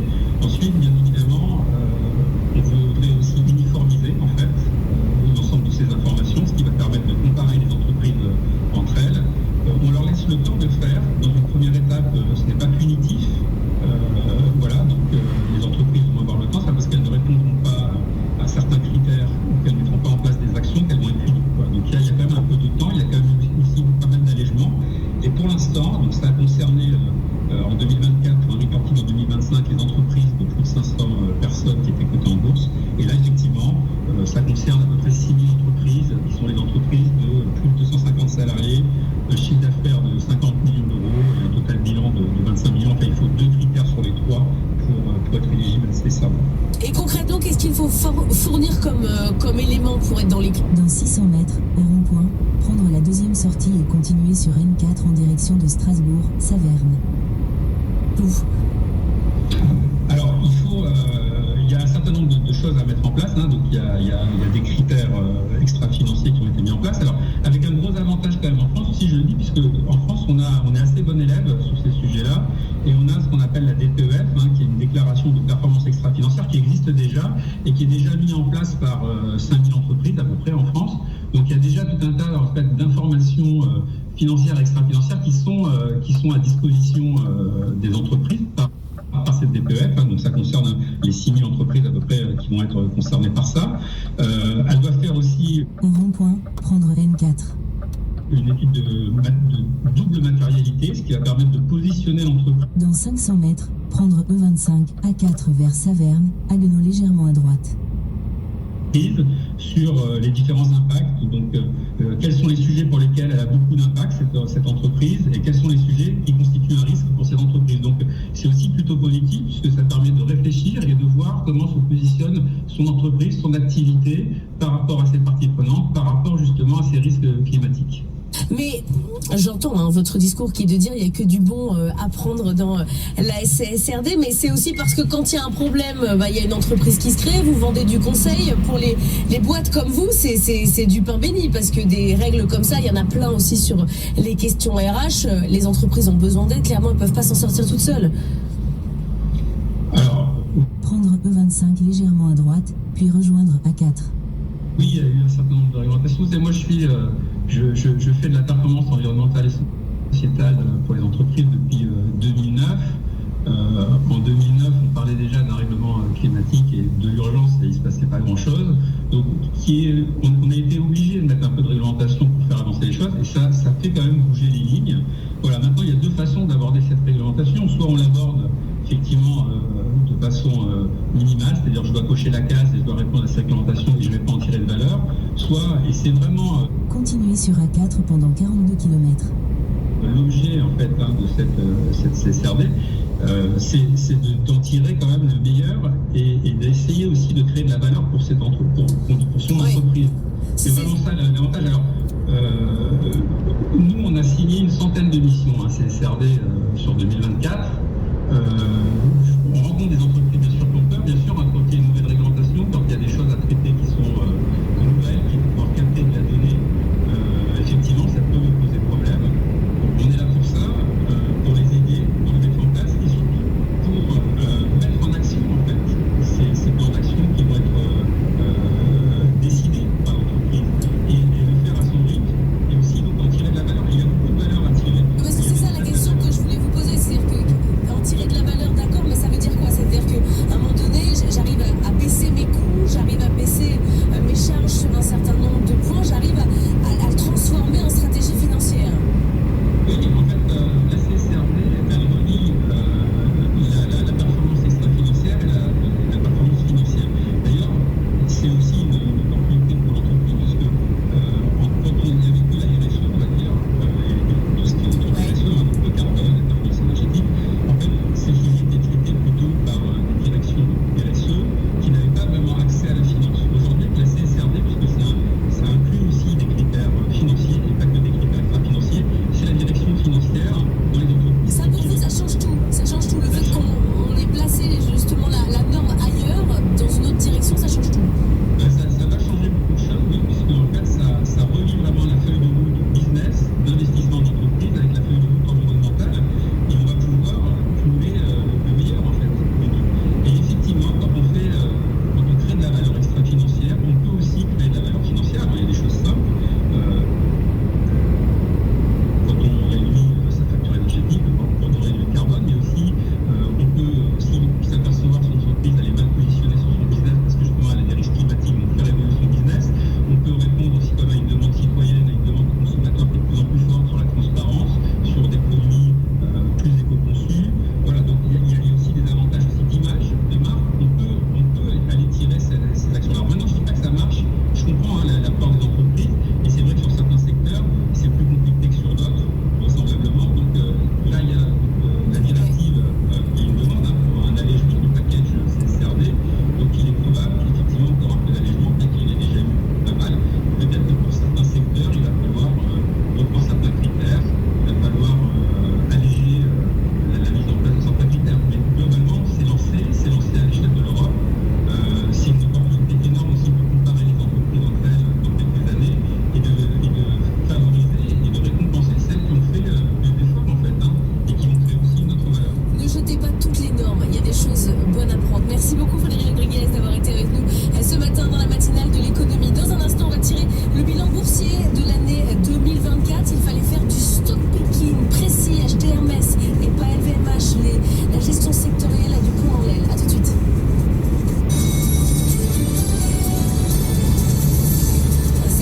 Sur BFM Business, le journal, c'est avec Léo Dumas. Les trois titres à la une, l'année contrastée sur les marchés boursiers avec les retraites revalorisées demain. Les grosses économies seront difficiles à trouver dans le budget 2025 et puis des premiers résultats positifs sur les nouveautés du RSA.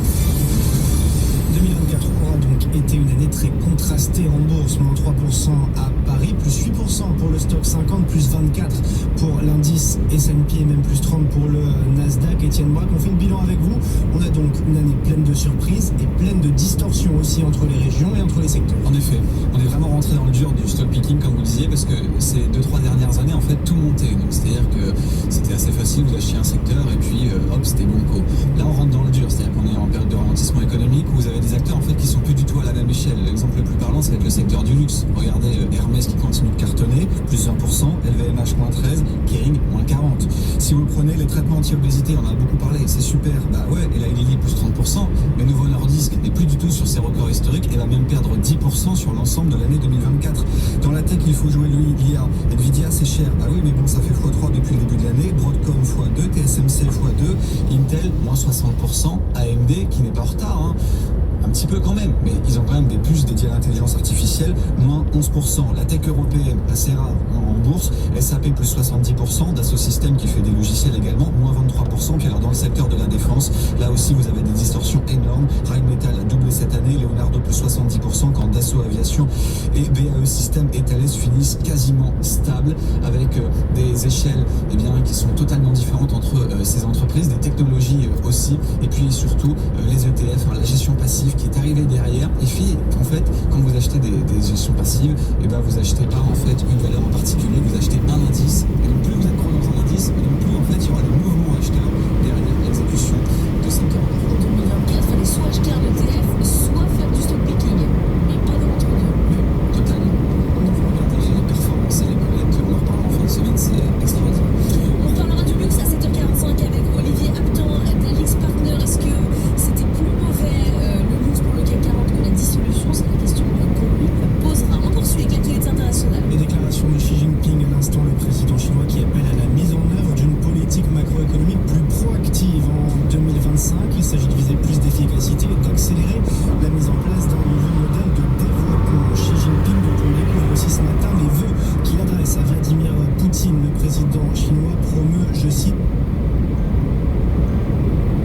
la paix mondiale dans le message qu'il envoie à son nouveau gosse à l'occasion du Nouvel An. De l'autre côté, 6 milliards de dollars, c'est le dernier volet d'aide à l'Ukraine signé hier par Joe Biden, quelques jours avant de quitter le pouvoir. Assistance militaire, d'une part, 2,5 milliards d'équipements, dont une partie sera livrée immédiatement, et puis le reste, 3,5 milliards, prend la forme d'un soutien budgétaire direct au gouvernement ukrainien. En Argentine, 2025 va ressembler à 2023. Mais sur le plan budgétaire en tout cas, car comme cette année déjà, le président Javier Milei reconduit la loi de finances utilisée il y a 2 ans. Aucun mouvement sur les ressources, les recettes et les crédits qui sont en vigueur, décret pris en pleine période d'austérité et de négociation avec le FMI en vue d'un nouveau plan d'aide. 7h34, on en revient au budget français. Avec cette dépense maintenant sans retour possible pour la Sécu, les pensions de retraite seront revalorisées sur l'inflation dès demain, le 1er janvier. Ça fait plus 2,2%, bien plus que ce que souhaitait Michel Barnier pour faire des économies.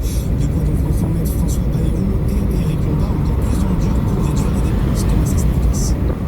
Promis, la réduction des déficits passera davantage par des économies que par des hausses d'impôts. Et pourtant, les pistes qui s'offrent à Éric Lombard se font de plus en plus rares. La hausse des retraites, typiquement, va coûter 6 milliards d'euros. C'est 3 milliards de plus qu'un budget personne de Michel Barnier. Au-delà des retraites, le nouveau gouvernement se retrouve dans la même configuration que son prédécesseur. Faute d'avoir trouvé des soutiens à gauche, il doit donner des gages réels pour éviter la censure. La question donc de songer à surtaxer l'électricité ou à diminuer le remboursement des médicaments. Le gouvernement a par ailleurs manqué de poche des 8 milliards d'euros de la surtaxe d'IS, qui, sauf très grosse surprise, ne pourra pas s'appliquer rétroactivement en 2025. À cela s'ajoute les dépenses imprévues pour la reconstruction de Mayotte. Le bouclage du budget un peu au-dessus des 5% de déficit va donc être un casse-tête sans précédent. Une partie de la réponse viendra peut-être de l'augmentation du temps de travail, avec la mise en place de jours de carence et de solidarité supplémentaires. Les aides à l'apprentissage seront maintenues sans condition de diplôme et pour tous les employeurs, mais attention, gros coup de rabot pour les plus grosses entreprises. Ce sera 2 000 euros par apprenti en 2025 contre 6 000 aujourd'hui. Pour les PME, dispositif quasiment préservé, 5 000 euros prévus pour chaque embauche, annonce le ministère du Travail hier soir. Et puis ça bouge sur le RSA également. La réforme entre en vigueur demain et elle impose aux bénéficiaires de signer un contrat d'engagement, contrat qui instaure au minimum 15 heures d'activité par semaine. Le dispositif était déjà testé dans 49 départements comme dans le Loiret où Alexandra Paget a constaté des résultats positifs. Nicolas était au RSA depuis 2 ans et demi. Maçon de formation, il a bénéficié du nouveau dispositif. Comme 70 000 allocataires recrutés par France Travail en août, il a suivi une formation courte pour intégrer la brigade du restaurant Volfoni près de Montargis. Beaucoup plus de suivi. Dans le même mois, j'ai eu plusieurs rendez-vous qui n'étaient pas le cas du tout avant. Et au final, ça a amené à la formation de 2 mois. Résultat, Nicolas vient de signer un CDI. Michael Leboeuf, gérant de Wolfoni, s'y était engagé dès le démarrage de sa formation sans exiger d'expérience dans la restauration. On a tendance à embaucher des personnes qui ne sont pas de métier et c'est très agréable d'avoir des personnes comme ça parce que généralement ils sont beaucoup plus motivés. Un contrat gagnant-gagnant donc pour parvenir à ce que les bénéficiaires du RSA le restent le moins longtemps possible grâce à l'accompagnement de France Travail. Marc Landré, associé du cabinet SIA.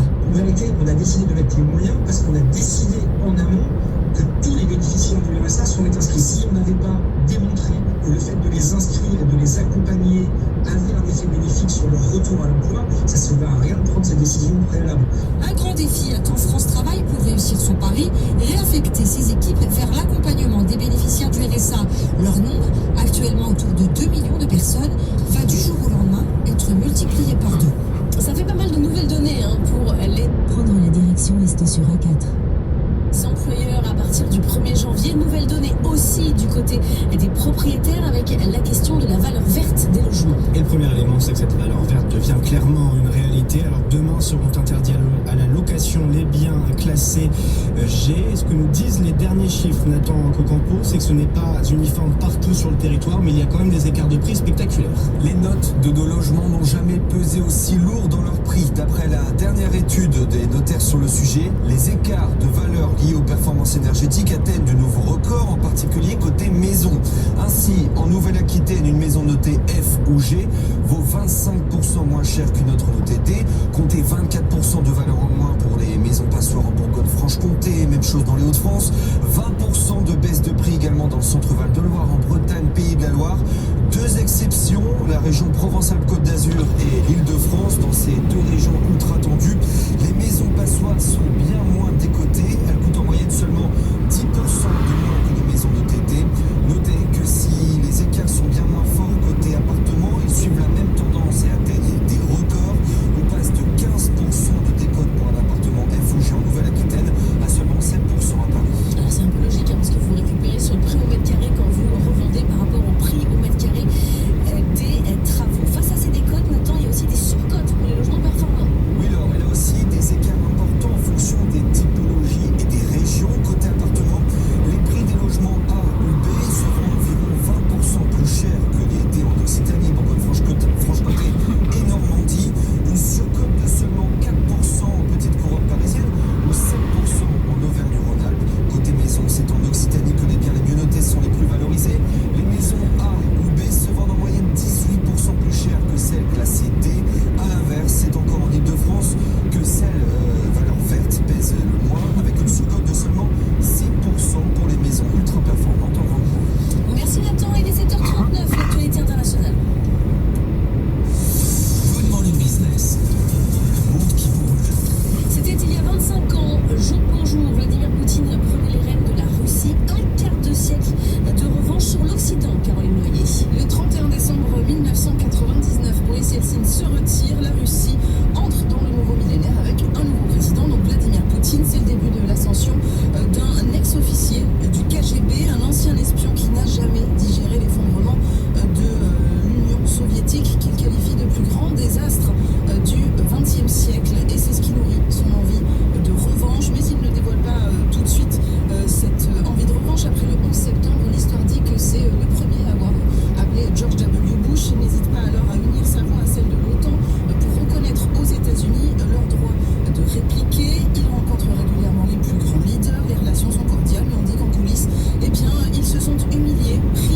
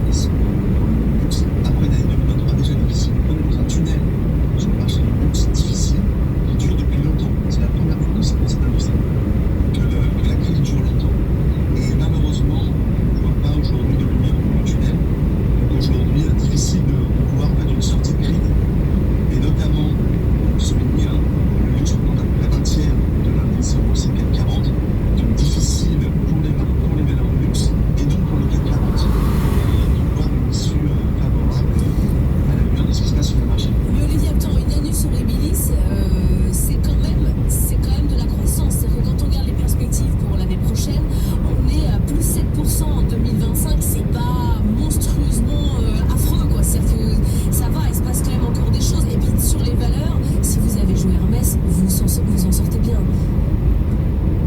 Alors, il faut bien comprendre que le marché du luxe a été en récession en 2024, de l'ordre de 3 à 5% sur les estimations, après une année 2023 difficile. Donc, pour une industrie qui a connu une croissance à 2 chiffres pendant des années, voire des décennies, c'est quand même un traumatisme. Ça, c'est un premier point. Le deuxième point, c'est que vous avez des différences assez fondamentales de performance entre les maisons. Vous avez les maisons de luxe type intemporel, aussi Hermès, bien sûr, mais on peut dire aussi l'Europiana, on peut dire le Cucinelli, qui sont des maisons qui se portent bien, quel que soit le temps qu'il fait dehors.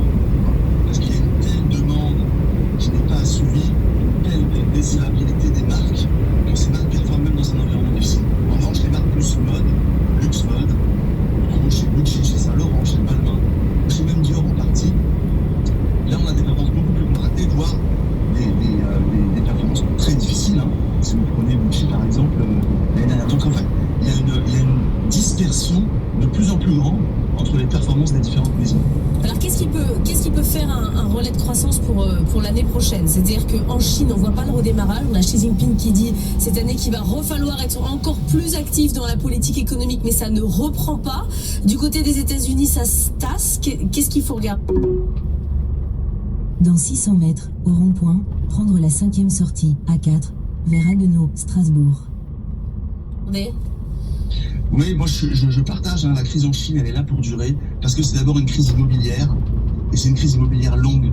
Elle représente plusieurs points de PNB de croissance, et donc c'est une crise qui va durer. Continuez sur A4 pendant 14 km. 2025 va probablement être très difficile pour les Chinois. Les États-Unis, effectivement, voient un atterrissage en douceur de l'économie américaine, des risques de droits de douane, sur les droits de douane, de nos produits européens en plus, donc il y a un risque sur l'industrie, des clientèles locales européennes qui ont un peu fui ce marché du luxe, notamment avec des hausses de prix qui ont été assez phénoménales ces dernières années, et puis la poursuite de la tendance de consommation plutôt d'expérience. Vous voyez les voyages haut de gamme, l'hôtellerie de luxe qui marchent très bien, à contrario en fait des produits.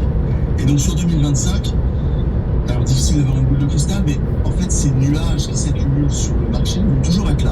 Donc on ne va pas connaître une décroissance énorme du marché, mais en revanche probablement une année difficile, flat, voire légèrement décroissante, qui n'est pas suffisante. Et c'est qu'on pourrait avoir quand même un changement de monde, un monde où les arbres montent plus jusqu'au ciel, et à un moment donné il faut baisser les prix dans le luxe.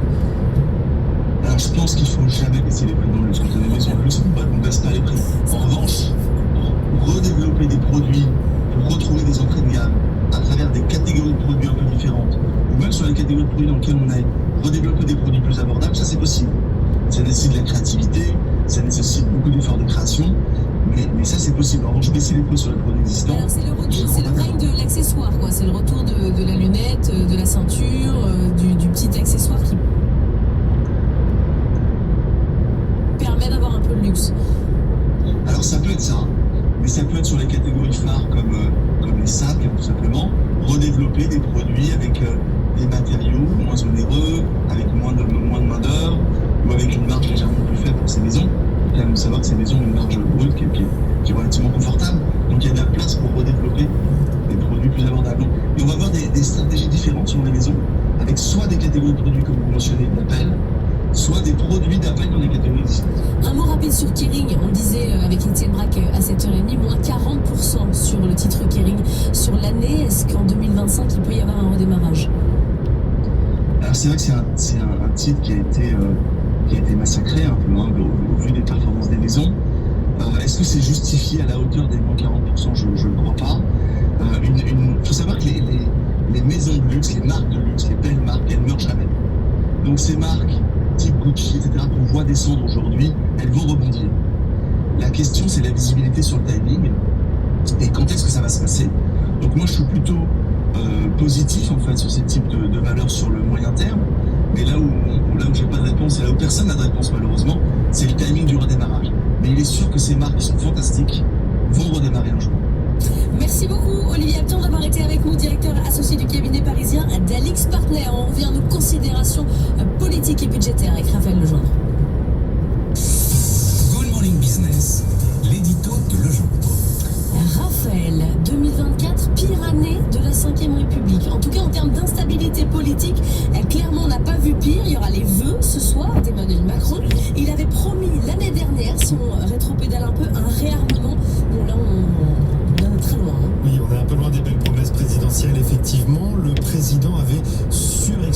ce terme militaire soufflé par son conseiller en communication Jonathan Guémas dans ses vœux l'année dernière. Le mot réarmement est répété pas moins de 7 fois. Réarmement économique, réarmement de l'État et de nos services publics, réarmement civique. Le réarmement devait être aussi industriel, technologique et scientifique.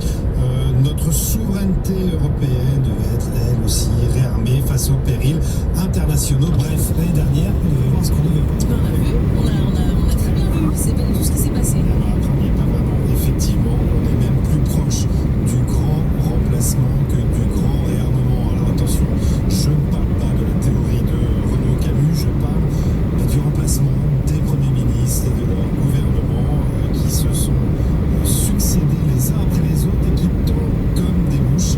Jamais depuis 1958 la France n'avait connu dans une seule et même année 4 premiers ministres différents, une dissolution et une censure. Jusqu'à cette dernière anomalie institutionnelle, François Bayrou qui s'impose à Matignon contre le premier choix du président de la République. Symboliquement, c'est la fonction présidentielle qui s'abîme. On a perdu les codes de la 5e République. Politiquement, 2024 restera dans les cours d'histoire comme la pire année de la 5e République, une année qui pourrait même déboucher sur l'ultime remplacement, un départ anticipé, celui du président de la République lui-même. Et ça coûte cher sur le plan économique. Oui, évidemment, cette instabilité, elle a des impacts sur l'économie, sur nos entreprises qui avancent dans le brouillard, qui attendent fait moins 2,5 degrés Celsius. On est en Alsace. Dans le budget, le moral des patrons est en berne, les faillites sont en hausse, les ménages, eux, surépargnent en attendant, et nos finances publiques, elles, sont hors de contrôle. Les taux montent, la France est désarmée.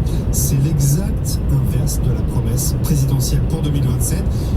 Alors dans ce cadre, pas tout à fait optimiste, que prévoit le cadre, le président de la République ce soir, dans son entourage, on nous parle de vœux de président qui préside. C'est une nouveauté. Un président davantage garant que gouvernant. Qu'est-ce que ça veut dire que grosso modo, il évitera, comme il avait fait l'année dernière, de faire un discours politique général juste avant celui du Premier ministre qu'on attend à la mi-février. Bref, un président en recul, c'est presque un grand effacement. Vous savez combien on a perdu depuis le 10 mai sur le CAC 40 en capitalisation? Quelques milliards d'euros. 300 milliards. Quelques centaines de depuis milliards. Le 10 mai, le point haut. Les 8269 points sur le CAC 40. C'est ce qu'on va emprunter sur que c'est loin. Les 300 milliards. C'est loin. Alors oui, c'est pas le marché avec son marché négatif. D'un côté, on augmente la dette de l'autre. Mais c'est pas complètement faux. 8h20, notre invité c'est parti, Martin Genier. On reviendra sur l'entrée de la Roumanie et de la Bulgarie dans l'espace Schengen. Et puis on parlera de Musk et de son influence sur l'Europe. À tout de suite. Good morning, podcaster. Dans Voix d'entrepreneur, le podcast BFM Business avec Accuracy, découvrez les success stories des anciens lauréats des BFM Awards. Brice Rocher, PDG du groupe Rocher, revient sur le défi de conjuguer sens et performance. À retrouver en streaming ou sur le site de BFM Business. C'était en 2024 et c'était sur BFM TV. Il y a eu l'Ukraine, il y a eu Israël, Gaza, le Liban, le Moyen-Orient. Il y a eu la dissolution, le départ de Barnier, l'arrivée de Bayrou. Il y a eu la campagne présidentielle américaine, l'élection de Trump. Il y a eu Valence, Mayotte. Il y a eu la révolte surprise des Syriens. Il y a eu les Jeux Olympiques de Paris, Notre-Dame, le voyage du pape en Corse. BFM TV était là et vous étiez avec nous. BFM TV, toujours la première chaîne info de France. BFM Business et RMC Découverte présente la matinale de l'économie. Good Morning Business avec leur plaisir. Il est 8h sur BFM Business. Bienvenue si vous nous rejoignez, c'est la matinale de l'économie qui continue. On est ensemble et en direct jusqu'à 9h. Emmanuel Macron présentera ses vœux ce soir. Objectif tourner la page d'une année compliquée, la pire en matière d'instabilité politique. On peut déjà tirer un premier bilan boursier. Paris est le seul grand marchand. Dans 3 km, utilisez les 2 voies de droite pour prendre la sortie en direction de A35. On peut terminer l'année dans le rouge, et bien dans le rouge, on est quasiment à moins 3% sur l'année. Le 10 mai, souvenez-vous, il n'y a pas si longtemps, on célébrait les 8269 points sur le CAC 40. Depuis, on a perdu 300 milliards d'euros de capitalisation. Tout ça depuis la dissolution. Étienne Braque nous dira à 8h30 sur quel titre il fallait miser pour réussir à gagner. Voilà où on en est ce 31 décembre, au milieu des décisions suspendues. À noter que l'apprentissage a eu chaud, décret in extremis pour maintenir les aides, tout de même un montant divisé par 3 pour les grands groupes. On va vous donner tous les détails dans un instant. L'actualité, c'est aussi avec Léo Dumas, les titres. Allez, les 3 titres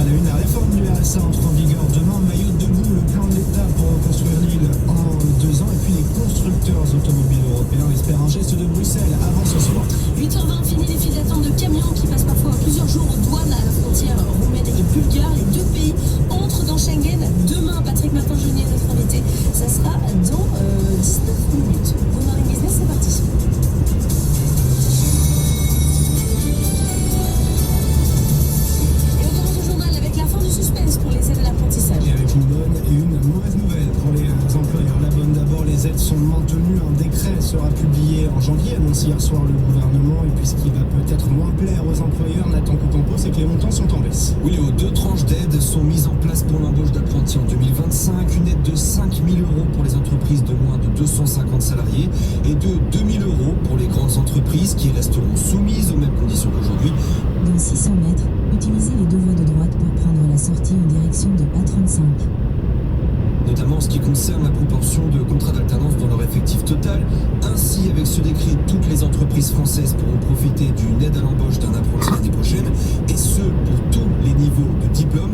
Mais voilà, si dans le communiqué... Utilisez les deux voies de droite pour prendre la sortie en direction de A35. Du gouvernement, la ministre du Travail et de l'Emploi se réjouit d'une décision qui poursuit. Continuez pendant 800 mètres. Et je cite la valorisation de cette voie d'excellence qui favorise l'insertion professionnelle des jeunes. Jusqu'à aujourd'hui, l'aide pour l'embauche d'apprentis était de 6 000 € pour... Dans 600 mètres, utilisez les deux voies de gauche pour prendre la bretelle en direction de A35. Toutes les entreprises, peu importe la taille. On a donc bien un maintien de l'aide, mais sur des montants nettement revus à la baisse. À noter que l'aide de 6 000 € reste tout de même maintenue pour l'embauche d'un apprenti en situation de handicap. Merci Nathan. Et dans le lot de changement du 1er... Utilisez les deux voies de gauche pour prendre la bretelle en direction de A35.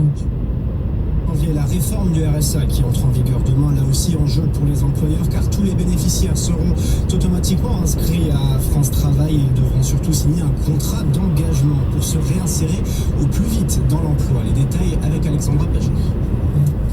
L'objectif de cette réforme du RSA est double, mieux accompagner les allocataires, mais aussi s'assurer qu'il s'agit pour l'État d'un investissement efficace. En clair, explique Thibaut Guilhuy, directeur général de France Travail, faire en sorte que le dispositif serve bien au retour à l'emploi. Vous avez entre 3 et 4 contacts par semaine avec votre conseiller. Vous avez les offres d'emploi, les offres de stage, d'immersion, de formation. Et donc, c'est cet accompagnement à la fois digital et à la fois humain qui fait que les retours à l'emploi sont bien meilleurs avec ce type de contrat. Contrat qui instaure notamment l'obligation d'effectuer 15 heures d'activité par semaine. Une mesure contestée mais au résultat encourageant. Le dispositif a été testé auprès de 70 000 allocataires dans 49 départements. Au bout d'un an, un peu plus de la moitié d'entre eux avaient accédé à un emploi. 8h03, Mayotte debout, le plan de l'État pour reconstruire l'île prend forme. Oui, avec le déplacement de François Bayrou et d'une partie de son gouvernement sur place, le Premier ministre qui a rencontré les acteurs économiques et agricoles de l'archipel hier avant de présenter les contours de son plan pour la reconstruction qu'il promet en 2 ans avec ces mesures compilées par Mathilde Cheminade. François Bayrou a d'abord annoncé des mesures d'urgence pour rétablir le réseau électrique de l'île. 200 agents supplémentaires seront mobilisés, les distributions d'eau potable vont augmenter et les vols commerciaux pourront reprendre demain. Concernant les télécommunications, 200 kits Starlink vont être déployés. François Bayrou annonce aussi l'attribution de prêts garantis par l'État pour les familles mahoraises. Et pour les entreprises, les cotisations sociales seront suspendues jusqu'au 1er mars. Une aide financière sera débloquée et un dispositif de préservation de l'emploi instauré sans plus de précision. Des mesures qui ne vont pas assez loin pour les chefs d'entreprise. Dans une lettre remise par la CCI de Mayotte au Premier ministre, ils réclament l'exemption d'impôts, de cotisations sociales et patronales pendant 5 ans, de nouveaux PGE pour les entreprises et des mesures non seulement pour protéger mais aussi favoriser l'emploi, simplifier le recrutement d'étrangers de pays limitrophes par exemple. Et les PGE de l'époque Covid aussi encore dans l'actualité, 38,4 milliards d'euros restent à rembourser, indique BPI France. 145 milliards avaient été distribués principalement en 2020, échéance dans la plupart des cas avant l'été 2026. Et en face de ça, cette autre donnée publiée pendant les fêtes par le ministère du Travail, 100 valeur fixe à 1000 mètres. 41, c'est le nombre de plans de sauvegarde recensés au 3e trimestre en France, un niveau jamais atteint depuis le Covid qui devrait entraîner près de 24 000 suppressions de postes. Et puis des difficultés en Allemagne également. Chez Volocopter, la start-up qui voulait faire voler des taxis pendant les JO de Paris, Radar fixe à 700 mètres. dépose le bilan faute de financement et elle engage une procédure d'insolvabilité auprès de la justice. Julien Thibault. Volocopter dépose le bilan mais n'abdique pas pour autant. La start-up qui a levé près de 350 millions de dollars il y a 2 ans continue de chercher activement des investisseurs.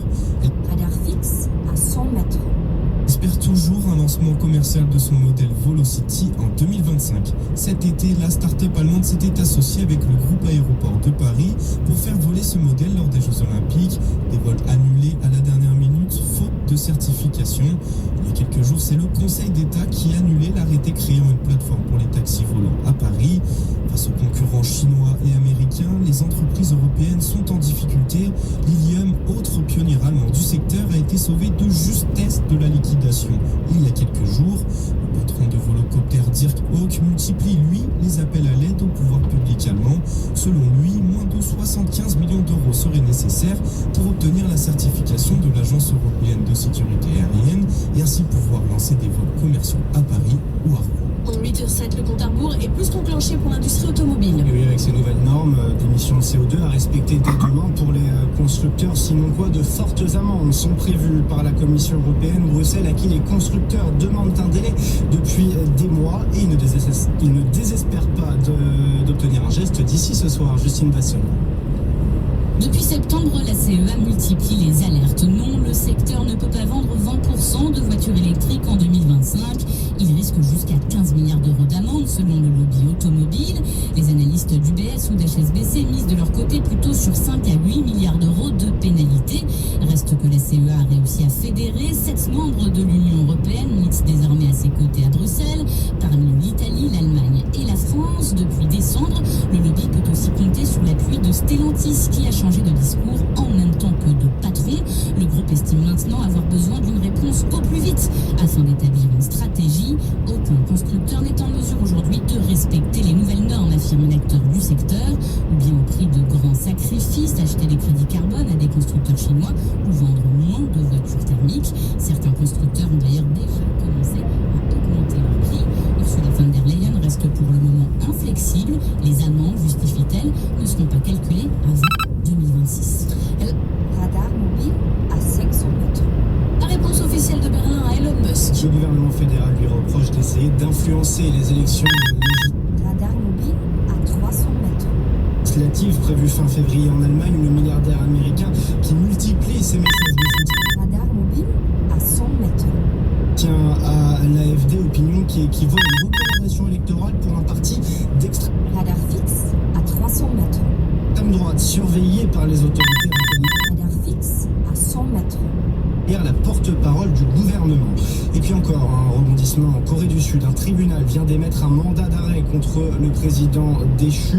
La justice veut le forcer à comparaître après sa tentative ratée d'imposer la loi martiale. Mandat illégal et invalide, réagit l'avocat de l'ancien président. Et pour finir, les vents, et ça ne va pas très fort sur le marché des grands crus. L'indice référence du secteur alerte sur la chute des prix. Le problème, c'est que ça fait maintenant 2 ans que le secteur est à la peine et 2025 ne s'annonce pas meilleur. Astrée Olivier. Ce sont les Bourgogne et Champagne qui trinquent le plus cette année, avec une baisse moyenne de 10% des indices de prix. Mais les Bordeaux souffrent aussi, par exemple. Le cru du château Lafite Rothschild de 2012 a vu sa valorisation diminuer de 42% à 175 € la bouteille. En cause d'abord la diminution de la demande des vins français en Chine, où le marché ralentit, et puis la baisse des taux d'intérêt qui rend les actifs sans rendement, comme le vin, moins attractifs. Le marché a connu une croissance trop soudaine pendant la crise Covid, un retour de bouteille inévitable selon un expert. Pour l'année à venir, la crainte d'une hypothétique augmentation des tarifs douaniers américains sur les vins européens pourrait encore assécher la demande. La baisse des prix des grands crus peut néanmoins être une opportunité pour les investisseurs. Selon le PDG de Crewine, le champagne Dom Pérignon de 96, vendu à 800 € la bouteille, ou le Saint-Émilion de 2005 du château Cheval Blanc à 1500 €, demeurent des valeurs sûres en raison des quantités disponibles très limitées. 8h09 sur BFM Business, la bourse. Étienne Braque depuis la salle des marchés de BFM Business. Étienne, Xi Jinping souhaite une politique économique plus proactive pour 2025. On va avoir des nouvelles aides. Des promesses, encore et toujours, qui manifestement n'arrivent pas à se traduire dans les indices boursiers, puisque vous avez des indices en Chine qui perdent plus de 1%, Hong Kong qui cède même désormais plus de 2%. Xi Jinping qui en effet répète qu'il va mettre les bouchées doubles l'année prochaine, mais les marchés attendent de voir. En attendant, vous avez... Nous sommes à Strasbourg. À 500 mètres. Donc il est 9h03, nous sommes le 1er janvier 2025. C'est 0 degré Celsius. Et des indices asiatiques qui calent dans le sillage, notamment de Wall Street. Radar fixe à 300 mètres. Avec 3 indices américains qui ont lâché plus de 1% hier. Dans ce contexte, vous avez un contrat futur. Radar fixe fixe à 500 mètres. Qui est en petite baisse à moins de 50 Radar fixe à 300 mètres. minutes de l'ouverture. Le CAC 40 qui est attendu à nouveau Radar fixe à 100 mètres. légèrement au-delà des 7300 points, zone sur laquelle le CAC 40 tergiverse depuis plusieurs jours pour sa dernière séance de l'année, et ça sera une demi-séance puisque le CAC 40 va clôturer aujourd'hui à 14h. Un mot de Wall Street, Étienne, avant et après Noël, c'est pas la même ambiance. En effet, souvenez-vous, juste avant Noël, vous avez un S&P 500 qui a gagné quasiment en 3% l'espace de 3 séances. Et là, depuis Noël, vous avez un indice qui a rendu un peu plus de 2%, et puis surtout un discours qui a un petit peu changé, une certaine forme de prudence avant l'arrivée de Donald Trump à la Maison-Blanche, et puis surtout une certaine forme de prudence après des gains exceptionnels, puisque vous avez un indice Nasdaq qui gagne 30% depuis le début de l'année. Vous avez un S&P qui a pris 50% l'espace de 2 ans, et surtout plus 25% depuis le début de l'année. Il faut revenir à 2021 et la sortie du Covid pour retrouver une si belle performance annuelle. Donc forcément, vous avez des écarts de valorisation qui se creusent entre l'Europe et surtout les États-Unis. Mais les forces de rappel sont là. Hier soir, toutes les big tech étaient en baisse, à l'exception d'une, Nvidia, qui était en hausse, avec des informations de presse qui évoquaient que ByteDance, la maison mère de TikTok, a passé une commande de 7 milliards chez Nvidia pour se renforcer dans l'intelligence artificielle. Et donc Nvidia, qui a été multiplié par 3 depuis le début de l'année, a encore gagné du terrain hier. Vous voyez que visiblement, les plus belles performances depuis le début de l'année n'ont pour l'instant pas envie de baisser. Et 8h30, on reviendra avec vous, Étienne, sur les valeurs sur lesquelles il fallait miser en 2024. Mais pour l'instant, on va parler des logements G avec Marie Cardoran. Good Morning Business, l'édito. Beaucoup de choses, Marie, au 1er janvier, notamment l'interdiction officielle des logements G à la location. Ce matin, vous êtes venu pour un appel au calme. Oui, c'est rare pour moi. C'est un peu surprenant. Souvent, je suis un peu surexcitée. Oui, et là, j'ai décidé, vous n'êtes pas dans l'appel au calme. Non. Et là, vous dites, pas de problème, pourtant la loi, c'est la loi, ces logements vont devoir sortir du marché. Oui, mais non, alors c'est ça le truc, c'est qu'à un moment donné, je voudrais qu'on respire un tout petit peu et qu'on regarde les choses de manière un peu pragmatique, parce que pour une fois, nos législateurs regardent les choses de manière pragmatique. Donc oui, effectivement, il y en a beaucoup qui jouent à se faire peur. C'est vrai, sur le papier, les chiffres, ils font très très peur. Je vous les redonne. Au 1er janvier, c'est-à-dire demain, vous avez effectivement l'interdiction à la location des logements G qui tombe, et on parle de 755 000 logements. Alors si je confonds parc public et parc privé, c'est énorme, hein. Si je regarde en 2028, interdiction des logements F, là on monte à 1 120 000 biens potentiellement concernés. 2034, interdiction des E, et alors là, 2 700 000 biens potentiellement concernés. Vous avez vu, j'ai dit potentiellement. Pourquoi? D'abord, les E et les F, on a un tout petit peu le temps de faire quelques travaux quand même. Donc on respire.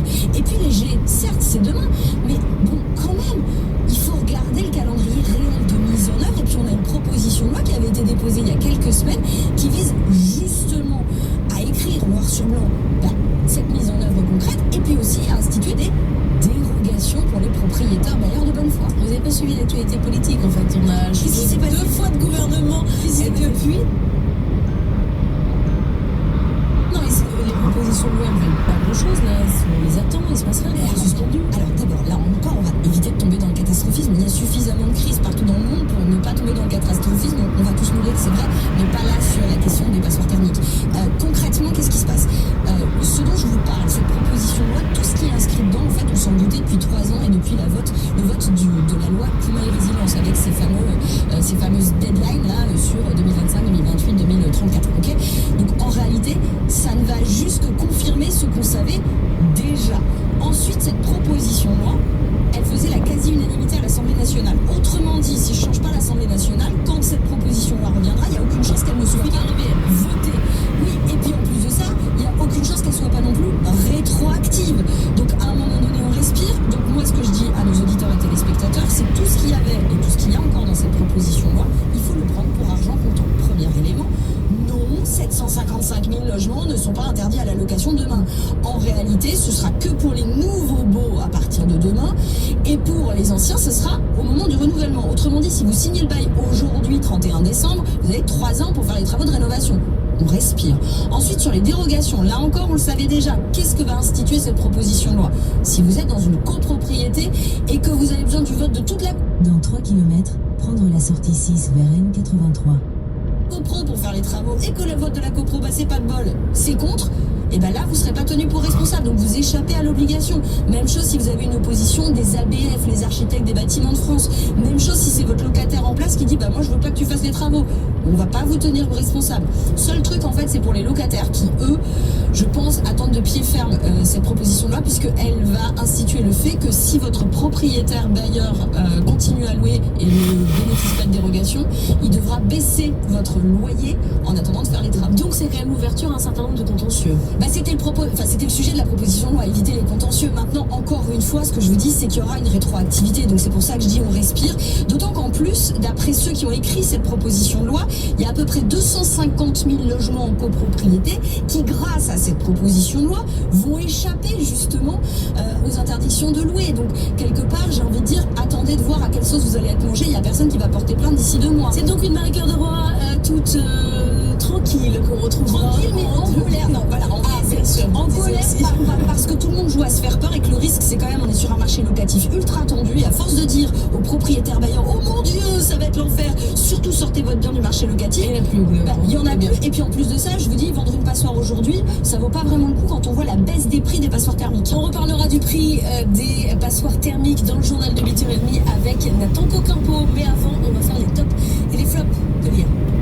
Retrouvez BFM Business à la radio dans les grandes villes de France et partout dans le monde en live ou en podcast sur bfmbusiness.com. C'était votre rendez-vous avec BYD, leader mondial du véhicule électrique et hybride. BYD, donnez vie à vos rêves. Good Morning Business, Culture IA. Alors hier on a fait les tops de l'intelligence artificielle, ce que vous avez préféré dans l'année. Aujourd'hui ce sont les flops, Anthony Morel, et des choses que vous-même vous avez aimées quand vous les avez présentées. C'est un peu le problème, je vais un peu faire mon mea culpa aussi. Dans 500 mètres, prendre la sortie 6 vers M83. Pardon pour tous ceux qui ont écouté les précédentes chroniques et qui ont acheté les objets dont je vais parler aujourd'hui. Bah oui, ça arrive. Alors notamment un petit objet qui s'appelle le Rabbit, qu'on nous avait promis comme étant une révolution de l'intelligence artificielle. Je le dis. Prendre la sortie 6. Pour ceux qui nous écoutent, c'est un Tamagotchi quoi. En fait, c'est un petit objet de jouet pour enfants rouge orange, très mignon, avec de l'IA à l'intérieur. Et cette continuez pendant 2 km. On nous avait promis qu'il pourrait potentiellement remplacer nos smartphones, qu'il pourrait tout faire à notre place. Il n'y a plus besoin d'application. Par exemple, vous voulez commander un VTC, vous lui parlez, donc vous lui dites voilà, commande-moi un VTC pour aller à telle adresse, et c'est lui qui se débrouille, c'est lui qui va sur l'application, qui va cocher les options, les menus, les sous-menus, et vous avez juste à attendre le VTC, ce qui est pas mal, hein, sur le papier c'est intéressant. Même chose pour commander de la nourriture, pour préparer un voyage, enfin plein de choses comme ça, sauf que ceux qui l'ont pas reçu, parce que c'était un objet qui était en précommande, on se sont vite rendu compte que ça fonctionnait beaucoup moins bien que ce qui était prévu. C'était assez cher quand même. Hein. C'était, oui, alors je pense que c'est 150, ouais, autour de un peu plus de 200, effectivement, c'était ça. Je trouve que l'initiative était intéressante. Il y en a une autre aussi, il y avait le l'AI Pin, je sais pas si vous vous souvenez, c'était un petit badge avec de l'IA à l'intérieur. Là aussi,